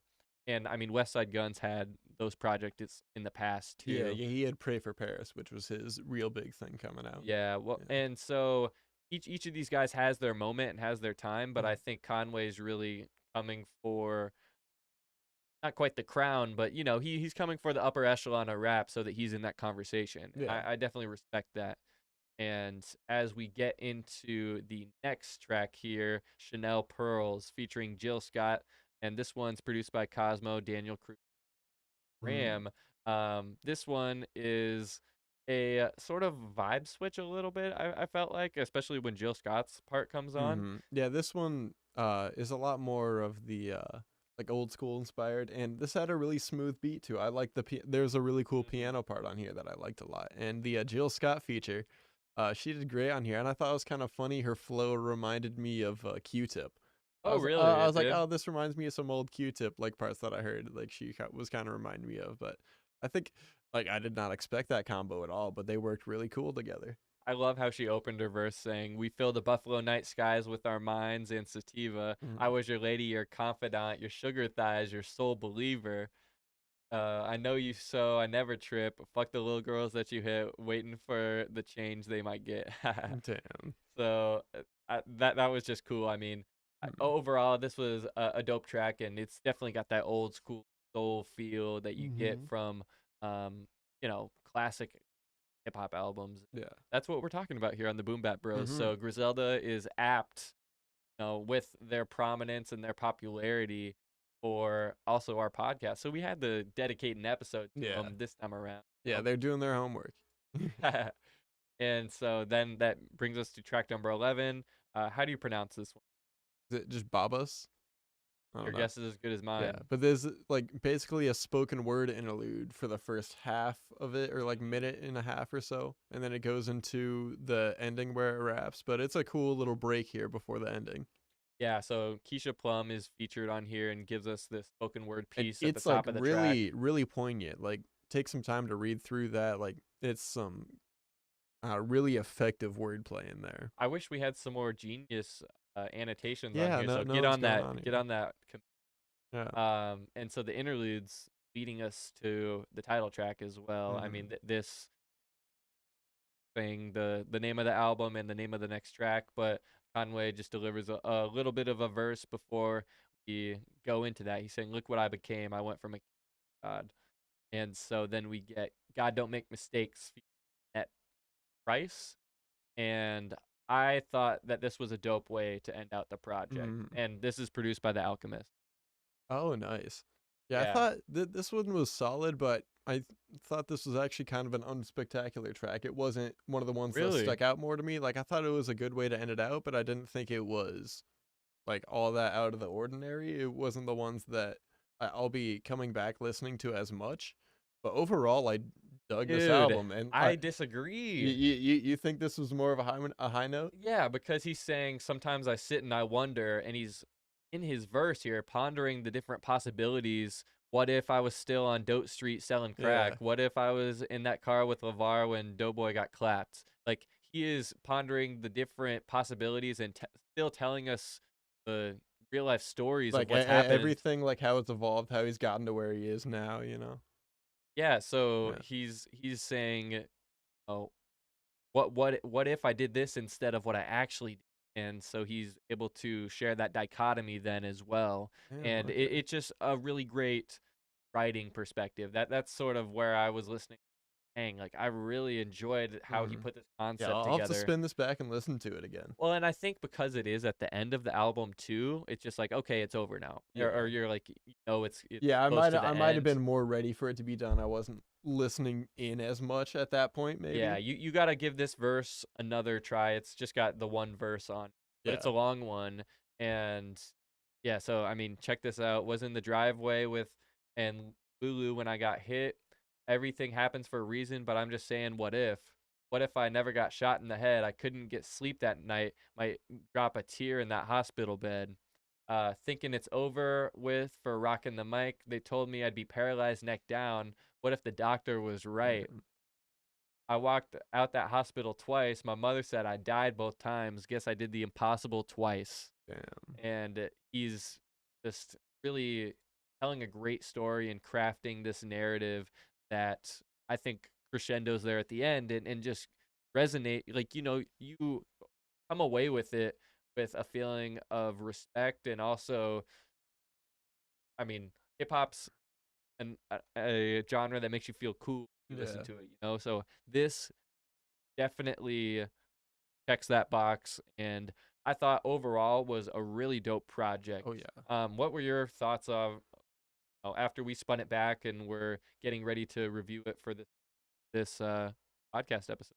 Gosh, like I really dig it. Like this is that real hip hop. Like this is. I feel like this type of stuff should be more popular. Like I definitely would recommend this to any hip hop fan that I would know. I feel like it can hit across genres from the people that like the trap stuff, the more banging stuff. Like this has a lot of the stuff that comes through there too, and a lot of the stuff people that like the more intricate, like making you think type rap. Like that's this too. Like Yeah, I feel like this should be more popular and more coveted as like I was saying, Lil Durk, his album I was listening to, like this blows that out of the ocean. I guarantee that gets what triple the streams this gets. Like, what do you think? Lil the Durk's compare? album. Yeah, See, I wouldn't even know numbers. because I feel like he gets crazy numbers. Well, he also sold out and the he, United I'm not Center. saying he's bad. Like he's a really talented guy. But this, but he has people show up to his shows, stream his music, right? But it's not that real hip hop. It is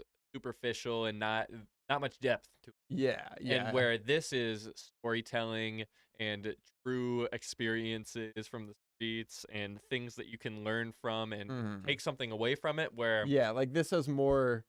Like it's got a soul to it. yeah, it's got depth is really the best way to put it, because it really brings those foundations of hip hop, and it's just refreshing to hear the sound being interpreted, and like they do so much with how much they put out music. So I feel like that's just polished and given them the formulas and the way to express themselves that they can, execute and do a great job at it. And so, like, now there's a really big influence in Atlanta and that sort of trap type sound. And this was just refreshing to hear, since that's and you not said what this is. These guys are Buffalo, right? Buffalo, New And York so is where they're based out And so of. I feel like they kind of sound similar to the New York, but it's not even the same as like the New York City style. Yeah. Like they have their own unique gruffness to it. And it's grimy and spooky. Yeah. I think that's a very on point descriptor. But overall, I think I would recommend this if you haven't heard Griselda before. This is a great introduction, and like I said, it was our introduction to a full LP for them. So if you haven't listened to any of their artists before, definitely recommend it. But otherwise, I'm gonna grab some of my favorites from this one and put them in my playlist. Yeah, I feel the same way. I'm definitely recommending this to any hip hop head that is looking for something to listen to. This is a great new one to come out, and no matter what you're into, I feel like this can really cut across and resonate with a lot of people.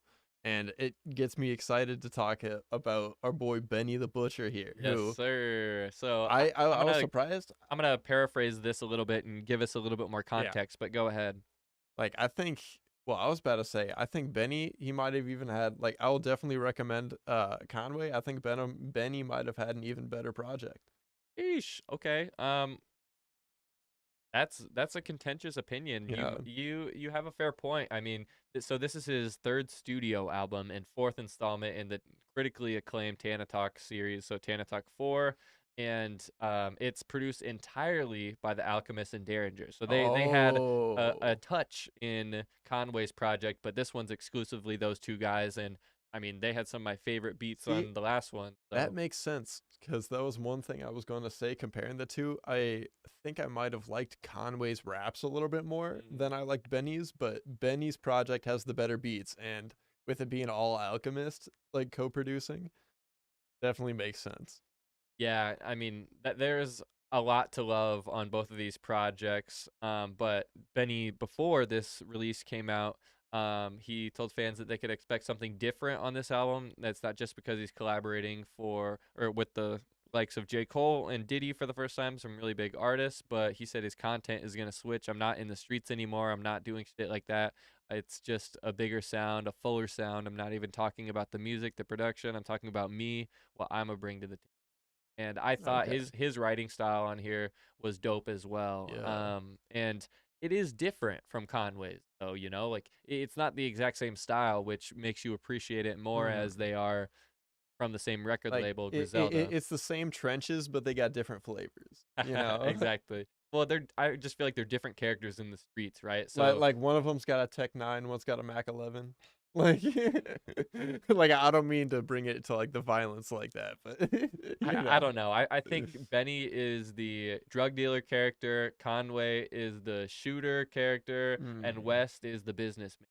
And that's just sort of how it's translated into their raps as well.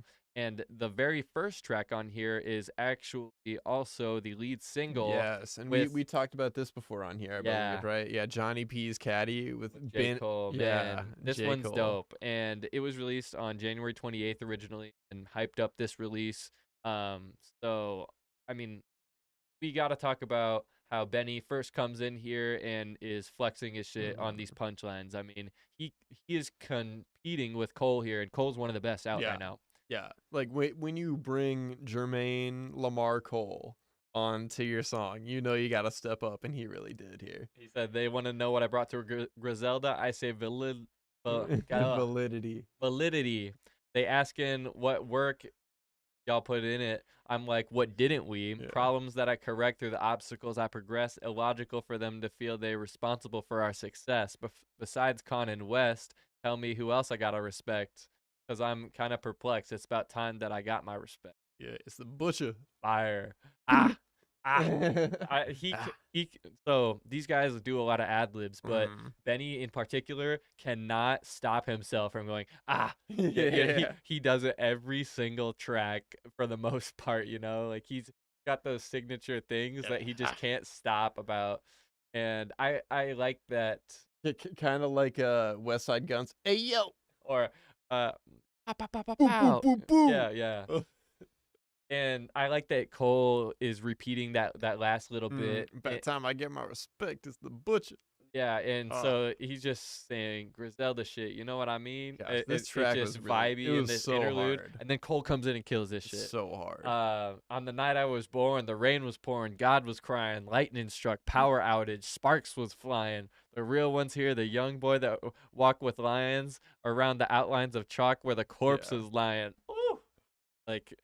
This is one of my favorite Cole verses, I think, of the past 5 years or some shit. Like, he really came in on this one. He's always a great feature artist, and so this just, you know, keeps going. Eureka, Einstein on the brink of the theory of relativity. Really no MC equal. Feel me. Cole Penby, lethal crib like an old MTV show. On God, the best rapper alive. Headshot. Now go down and ask the best rappers that died. Oh, they'll tell you he never lied. Oh, man. Yeah, he really stuck his claim here. Yo, like I said, I think he's got the throne right now. When's the fall off coming?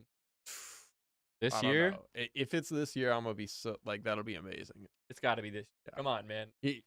The way he's laying the breadcrumbs out there, I would put my money on like late this year. But that would be cool to see it come out in the fall, because the last one was last year in the springtime, so yeah, we'll see how it's going. But Cole got to give us some more, because he is on top. He is on top of his skills right now, and it's dope that they tossed the lead single, track number 1. You know why people are coming to this album right away. You listen to it. And honestly, I feel like I would like it if artists did this more often, where you've got a song that everyone's gonna hear first anyway, designing it where it works as the first song of the album. I feel like that's smart placement, and It already gets you was right into it. It already was people's You introduction. know, and it So entices you to like listen to the rest. It's like, oh, I'm already in here. Like I'll just go right through. You know.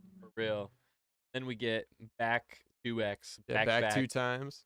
featuring Yeah. Stove God Cooks, produced by Gosh. Beat Butcher and Derringer. I loved how they came in on here. You know what I do with a fork? I forgot to mention that first track was actually produced by Benny the Butcher and Oh, Alchemist. okay, So that's cool. Benny's only production credit. Because there's Benny the Butcher, but then there's also Beat Butcher. Yes, yeah. So that works with you get those Derringer a mixed little up bit. a little bit. Yeah, so you could confuse stuff a little bit, but they are different people. Gosh, but back 2 times though. The feature that comes on here, what was this? They say fellow Coke rapper Stove God. Yeah, Stove Cooks. God Cooks. He kills it on here. I mean, they're talking their shit. I mean, what more can I say other than they are on their drug dealer rap, flexing about their time in the streets, putting that into some dope lyricism. And Yeah, I took orders cooking fancy in kitchens like Gordon Ramsay. Yeah, I love Agents that one. make them paying me my trap for like a Morgan Stanley. That's nice. I love that earlier one where he shouts out Boldy James, who he's got later on the album. My style mixed with Boldy James now and Tupac then. That's dope. So yeah, I mean, like you said earlier, we're gonna exhaust ourselves trying to describe every single track. You really just gotta listen to this stuff to get the impact.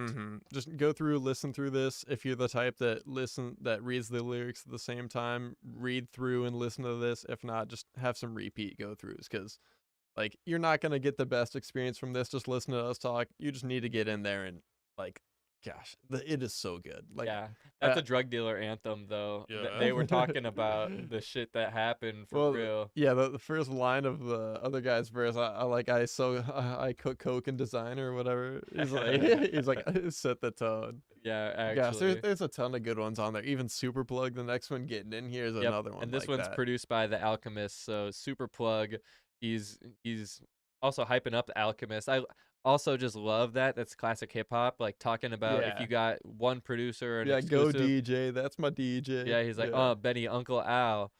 You know, he's going into it. And the chorus on this one is catchy. He goes, I keep it real with everything I do and everything I say and everything I love.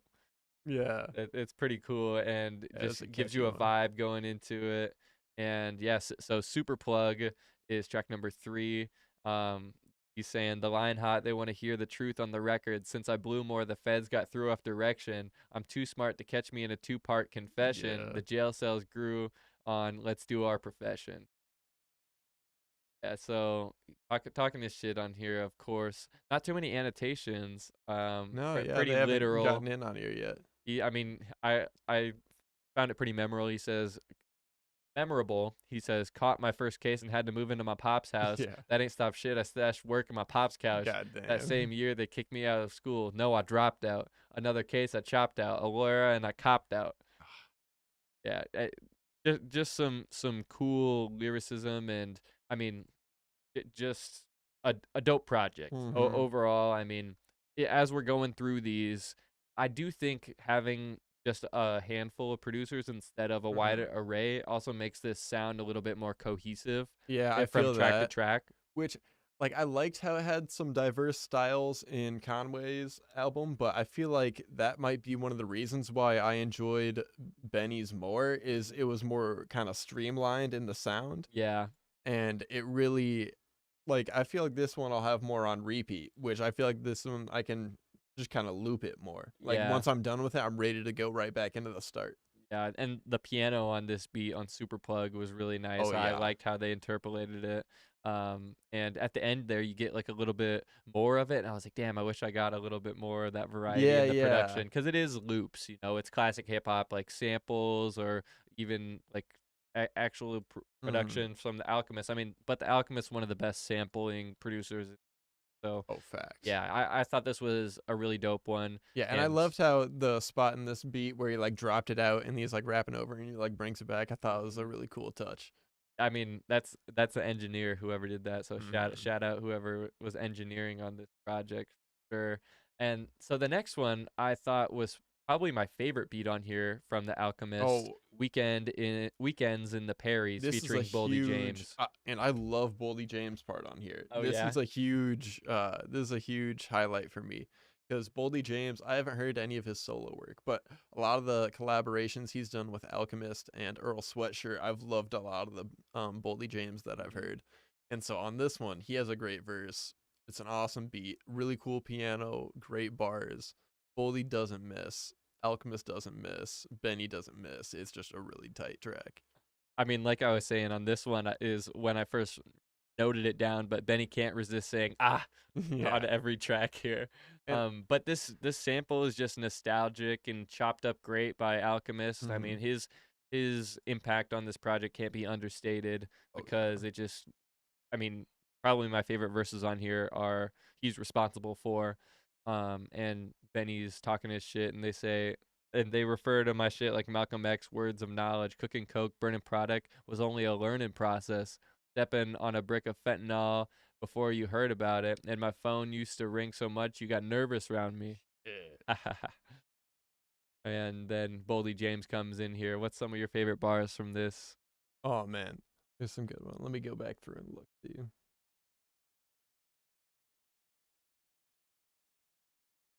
Oh yeah, down here. Give me chills on my veins, taking whatever's left from everything that was taken in blatant disrespect for good, better, best. Wouldn't trade it for less. Took everything that came with it and came with a check. Ooh. I thought that was a cool ass bar.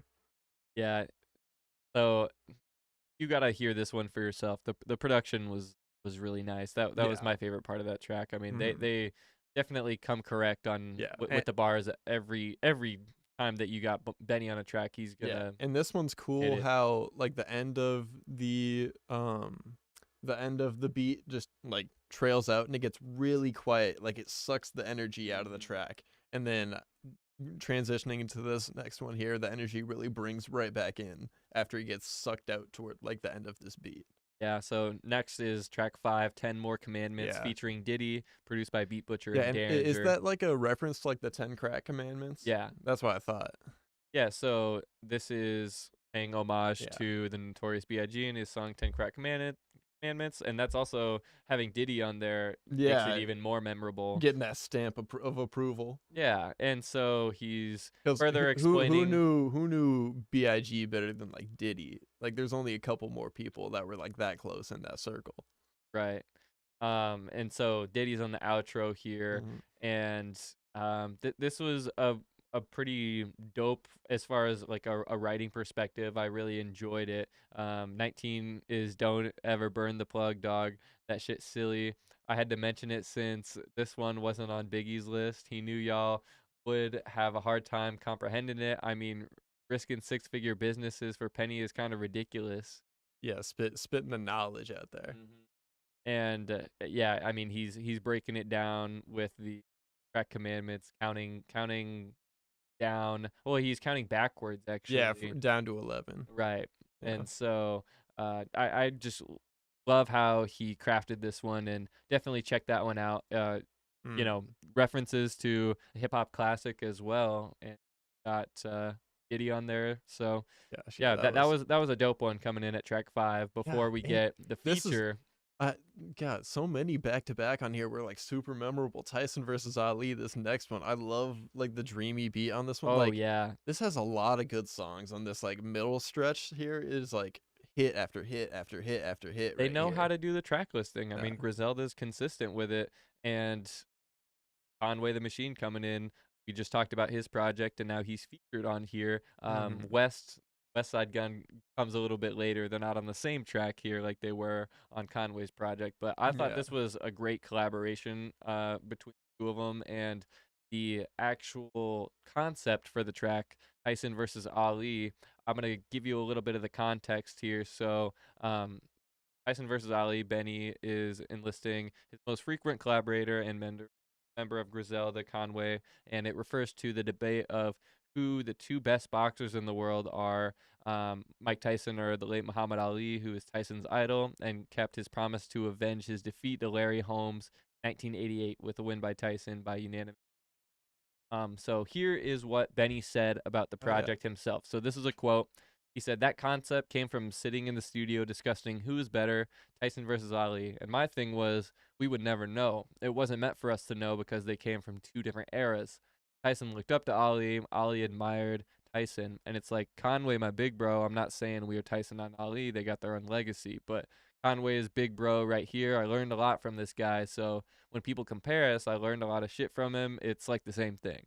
Oh, that's And so cool. I thought that was a great piece of context to share for this one. And yeah, I mean they're both delivering some lethal verses on here. Oh yeah, they're throwing punches just like Tyson and Ali. Exactly. You know. And I really appreciate that competition that these two guys have together because, yeah, they're helping support each other and working together, but they're also trying to like outdo each other with the better verse. They're raising each other up to even higher levels. It's just so great. Tana Talk 4, I'm handing out raw. You in the summer by law. I never abandoned my boy. They asking, am I street? My track record standing like Floyd. I'm more street than y'all. The fuck I gotta answer y'all for. The butcher. Yeah, and then I mean Conway comes in here, and I thought that he elevated the vibe here and did his thing, for sure. I don't know. I mean, he alludes to like he has some punchlines and things on here, but I think you get better verses from him on his project. Obviously, this was just like he did his thing on here, but it wasn't as notable, I say, as some of the verses and some of the writing that he did for his own project.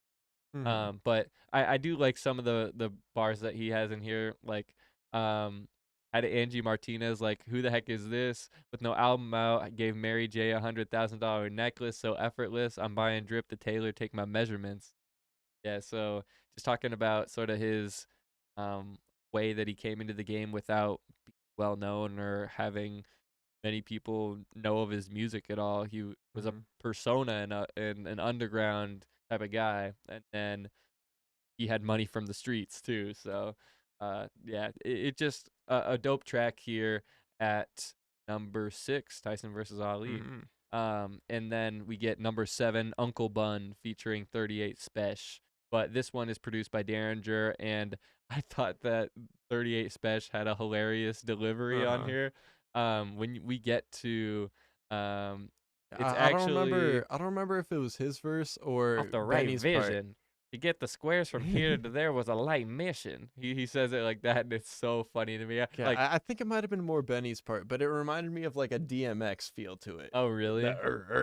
Like, Yeah, well, Benny can get that way Yeah. for sure. Yeah, I definitely see that comparison, but it's like a dichotomy here a little bit. Like they're got some different styles and stuff.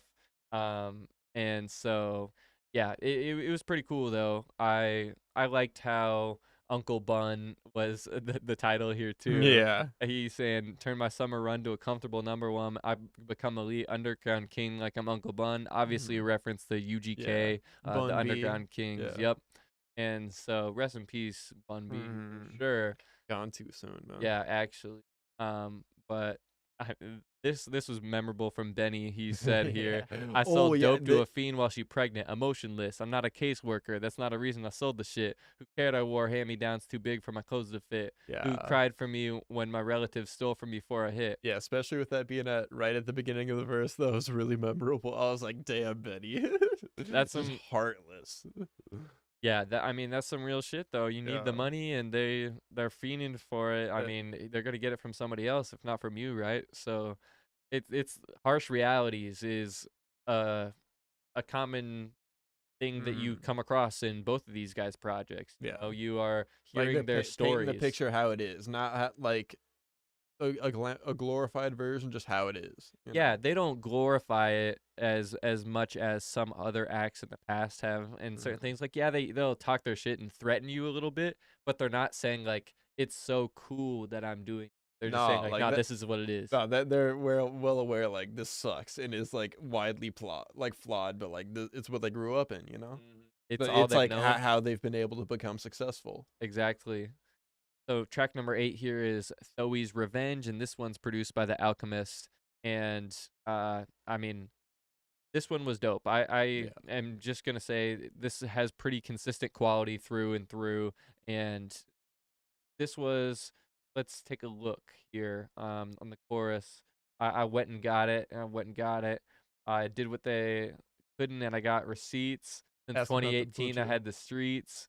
City introduced me to the game. Doug gave me the first square. West showed me the formula, but I'm gonna make my own self a millionaire. So, yeah. So West, the businessman of them all, started working on music and said, "Hey, this is how you, uh, you know, make money in this game. Just like the street, the trap game, the rap game is a different way of stacking up and getting on top of your shit." So, yeah. So he says in 4 years built the foundation while these hating sat around and waiting. Why or trying to do what me and Al making? Who knew the sound would take us somewhere groundbreaking? Yeah, so just telling his story about how he was coming up and getting successful for the first time just recently over the past 4 years is when Yeah. Benny's really been pushing things with Griselda and getting off top. Everything that they're going through and consistently sharing projects and Mhm. and getting a lot out to the people.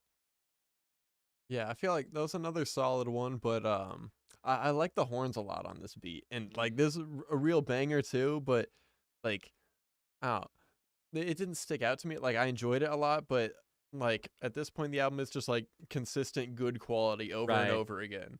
But I I feel love like that Billy second verse Joe. though that I quoted Oh some yeah, from. Like it's a dope track, and that second I verse feel just like this next solidified one it. coming up, Billy Joel stuck out a little more for me. I like this one, Yeah, and so it like produced by The Alchemist, mm-hmm. and this is pure braggadocio. Yeah, You get that at times, but this one yeah. is that. He is playing This playing one with was his more of lyricism a here. there's like a change up from like the past few. Like the past few were all good, but they're like I don't want to say similar, but like they're around the same. Like this is definitely a little off track compared to the rest, like leading up to this. Yeah, I could see that for sure. And it reminded me of kind of like J Rock, maybe like Big Sean ish, Hmm. like type area of like rapping and like rhyming. I could see that. I did like how he said, I let him make out the villain. I stay poised as Putin Yeah. be. That's very timely right now. Yeah. Y'all trying to do the pig's job. Y'all like the boys in blue to me. That's cops. Yeah. So he's saying people be snitching. Oh yeah, no, that other line though. I wasn't really good at shit, so selling poison suiting me. Like when I was listening to that one, I'm like, damn. Low income based living. My pops avoided schooling me. So how I'm supposed to feel? These hoes ain't using me. Making choices foolishly. It took a fair case and some more to get through to me. Yeah. Streets know I'm activated, don't slack. I get at the paper. One classic from great amongst these rappers today. Yeah, This is a facts. great verse. Yeah, he is one classic away. And all of these Tana Talk projects have been critically acclaimed, and so I think this one, building upon that success, he's getting ready, just like I would say Conway did with the series, but then you got to have that one like, okay, this is the album, right? Like he's still doing commercial projects, but he doesn't have like I feel like with sequels, it's sort of hard to get that same momentum with Yeah, because people feel like they're missing out. You know, they like it feels weird to just like jump in at a certain point when you haven't heard everything else leading up to it. yeah, and you get a little bit of that with this project, but I didn't feel like I was missing much, No, I you felt know? like I could just jump into it and it like I felt like I was in the environment. There wasn't much that there was like references to stuff that I didn't get. I don't think there was Yeah. much of that. Right, and you can piece that context Yeah, together and you can pretty always go on easily. like Genius or something, you Well, know. exactly, and Yeah, or listen to our podcast and get a little bit more context exactly. behind the tracks. So, yeah, so that will lead us to so which one did we just talk about? Billy Joe We were was talking about Braggadocio. Billy Joel was the more J Rock one. Then after here's Guerrero with West Side Gun coming in, Yeah, and this produced one by Beat has Butcher and Derringer on this one. yeah they had a really cool beat and Gun had a great guest verse on here. I think he did better than Conway coming on this project. I think Okay, he really killed it. okay. I had a little bit of a different opinion. I Oh felt yeah, like Gunn left me wanting a little bit more, because his verse is pretty short and sweet here at the end of the track too. I yeah. feel like They kind of cut him off short. I yeah, would have yeah, liked more as exactly. well. They cut him off a little bit short, But I and really liked what we got. yeah, exactly.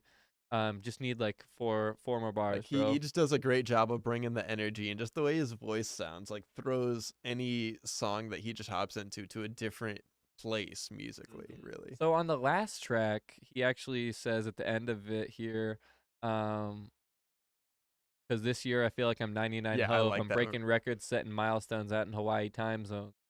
And then so that was at the end of his verse there. Mm-hmm. The next track, he says, I was barely known, but see, I bodied every flow. That's when the rubber bands and weight just made me 97 Hove. So same type of reference. Mm-hmm. And I like that those are like right next to each other in the Yeah. album too, because he's really talking his shit and on that same type of style that Jay-Z, like, he didn't originate it, but he innovated Yeah. on that drug dealer turned rapper Yeah, style. he's literally the blueprint, you know? Like he laid out the blueprint. And I feel like there are other rappers since then that Well, have and even surpassed what he did early on. but people were doing that before Jay did. Yeah. But Jay did it Oh the yeah, way that if it you want to go way back, like Scarface and some of those guys, exactly, like exactly. it's been around.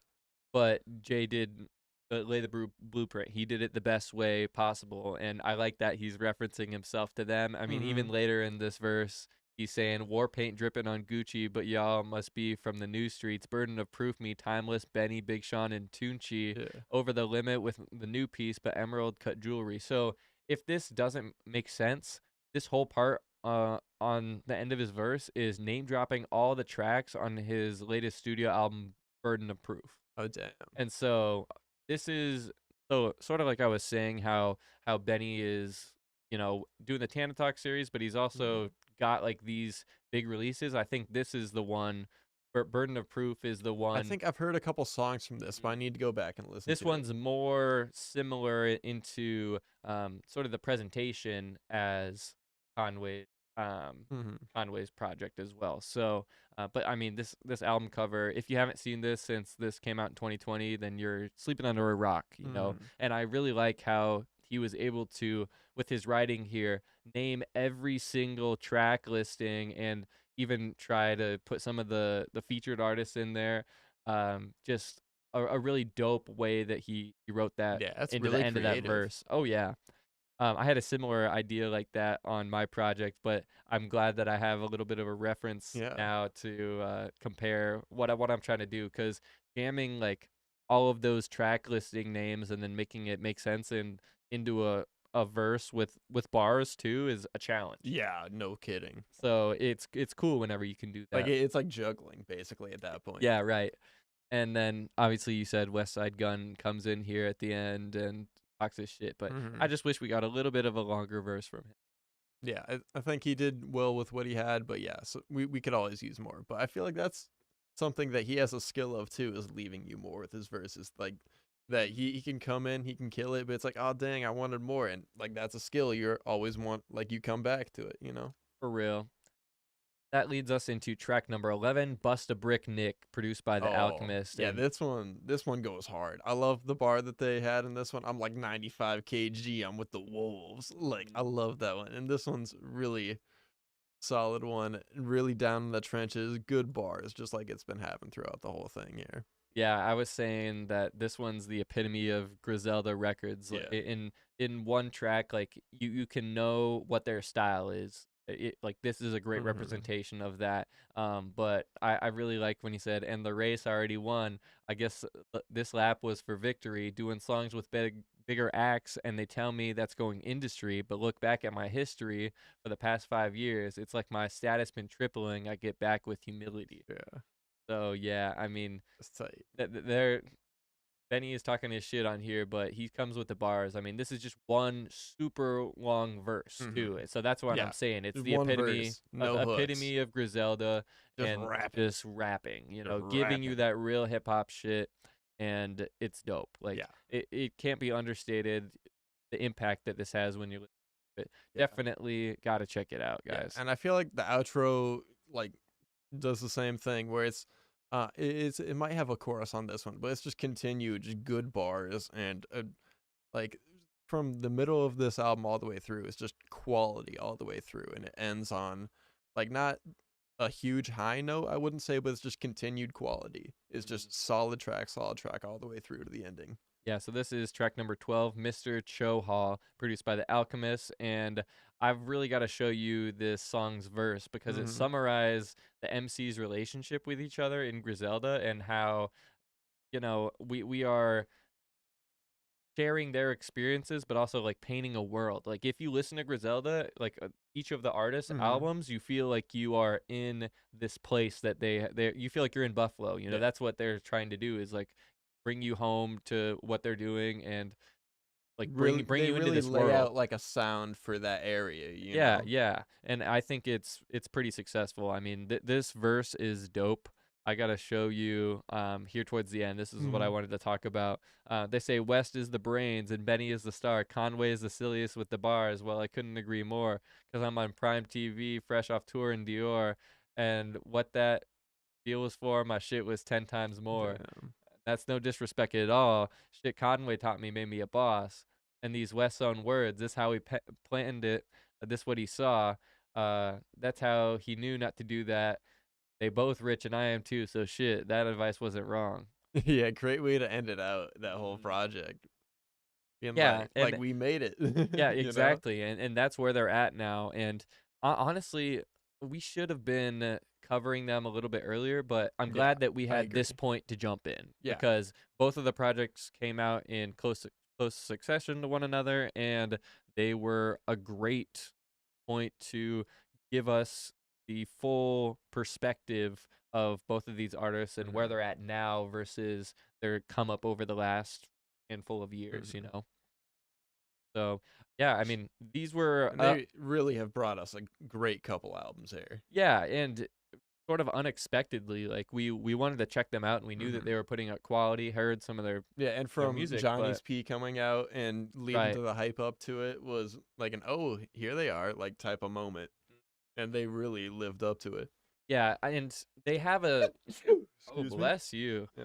They have a similar sound, but there are some different vibes here in the production as well as the writing style. I think Benny is more proud of his street life and still, I mean, even though he said when we read at the beginning of this, he was saying, his style has evolved and changed, he does still talk about his drug dealing days and I mean, that's what his life experiences are that he can write about, where I feel like Conway is a bit more conceptual with his tracks and some of his writing style. Benny gets into that sometimes, but he's more anecdotally telling his experiences without that much direction, where Conway is a little bit more conceptual. But both of these were super solid. I'm not sure if I could put this one above Conway's. They're very close for me. I do think you have a good point where this one does sound a bit more cohesive with the production. And I feel like it's going to have more replayability. Like, I feel like the other one has a lot of good songs that I'm going to love. Like, I don't know if there's a single one from either.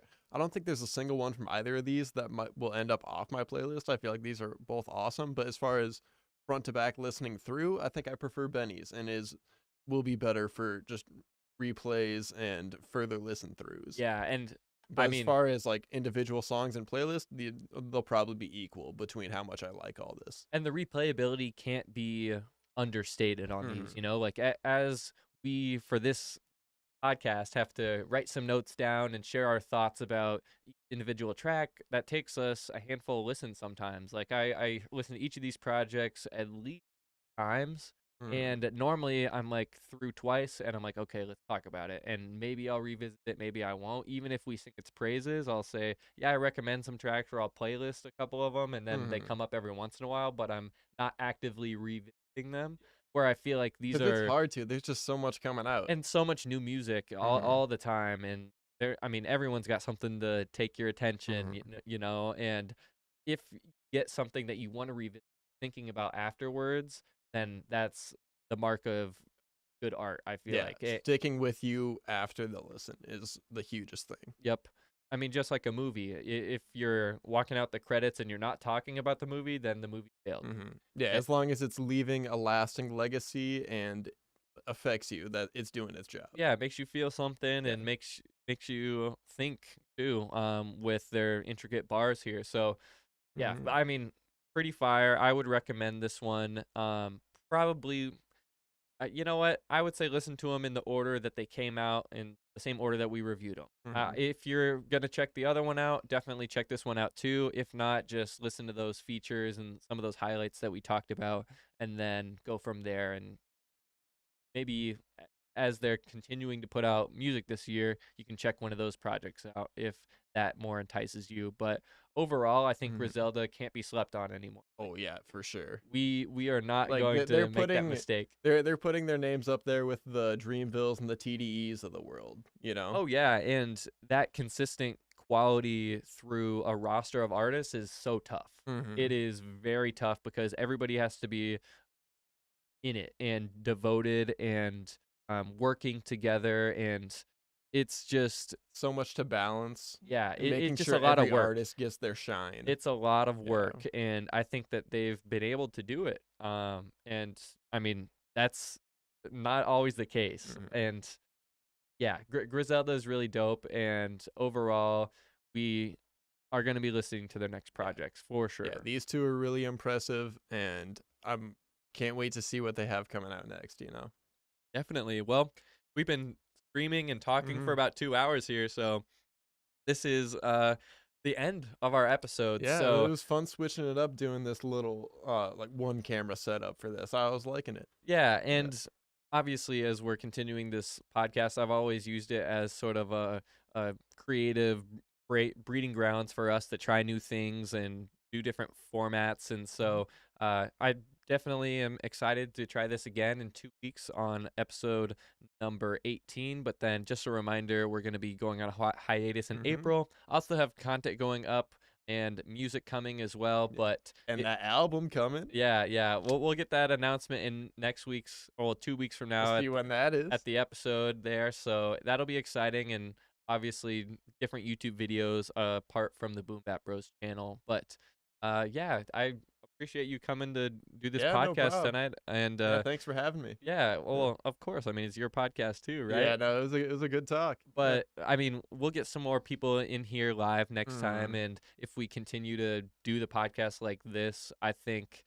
it'll get us a little bit sharper with our takes too, you know, because we're not re-recording or stopping at all. We're just sitting down and recording, live streaming, and we're on. So yeah, cutting out that editing process. But I feel like saved me a lot of time. Yeah, facts. And I feel like it makes it smoother having us both on the one instead of like you at one side of the room, me at the other side. Yeah, makes definitely. it a little like choppy. I feel like this makes it more smooth. Yeah, and that's a Let us know what you think in the comments. Yeah, like there are some podcasters that I listen to who, going through all of the pandemic, that they talked about all the struggles they had, how they hate being remote. Yeah, they hate doing it over Zoom compared to in person, and like since they've been able to start doing in person podcasts again, that they like it so much more. And I can definitely see that. Even just being at different parts of the room, there's like that a separation that like takes the quality down a little. Yeah, and so I'm gonna show the people over here. Oh yeah. This brand new computer that I've been able to do a lot of cool stuff with. This is a cool. Wait, why is this a cool angle? Should I do my live streams from this angle? I like that. Show off the colored fan going. Yeah, so I've got that beauty that's pretty much unlocking a lot of content opportunities for us and giving me a lot of excitement for the different things that I'm going to be able to create and produce with the tools necessary to do so. So definitely stay tuned and check out everything that I'm up to. You can follow me at PatG563, and yeah, I'll have everything media-wise that I'm producing and creating on my social media. So anything else you got to say here, Al, before we end the stream? No, I don't think so. You got at ALEC Galandi on Twitter. You can find me there too. See what I'm talking about as far as hip hop stuff or like sports stuff or just general sometimes I'll like talk about some politics because I'm you're a person in the world. Yeah, I'm a person in the world. I've got opinions. If you like, some people like them, some people don't. So I'll argue with us on Twitter. Yeah, I'll hope not to. I try to stay off there, but hit me up on the internet if you want to. If not, keep going. Yep. Just come back to the Boom Bap Bros podcast. If not, have your own life. I'm not here to tell you what to do. Yep. And That's a great way to end it. So Hell yeah. next time we'll see you reviewing Denzel Curry and Five Dogs projects, and then we'll share some thoughts on all of the new music and news going even on. if we don't have a track by track with Lil Durk, we can put some thoughts for that album too. Share our input at the top of the show. So definitely follow us on social media at Boom Bap Bros as well to keep up with when we're going live next, as hopefully we'll make this a recurring theme for our podcast recordings. So thanks everybody for watching, and leave a comment, like, and subscribe.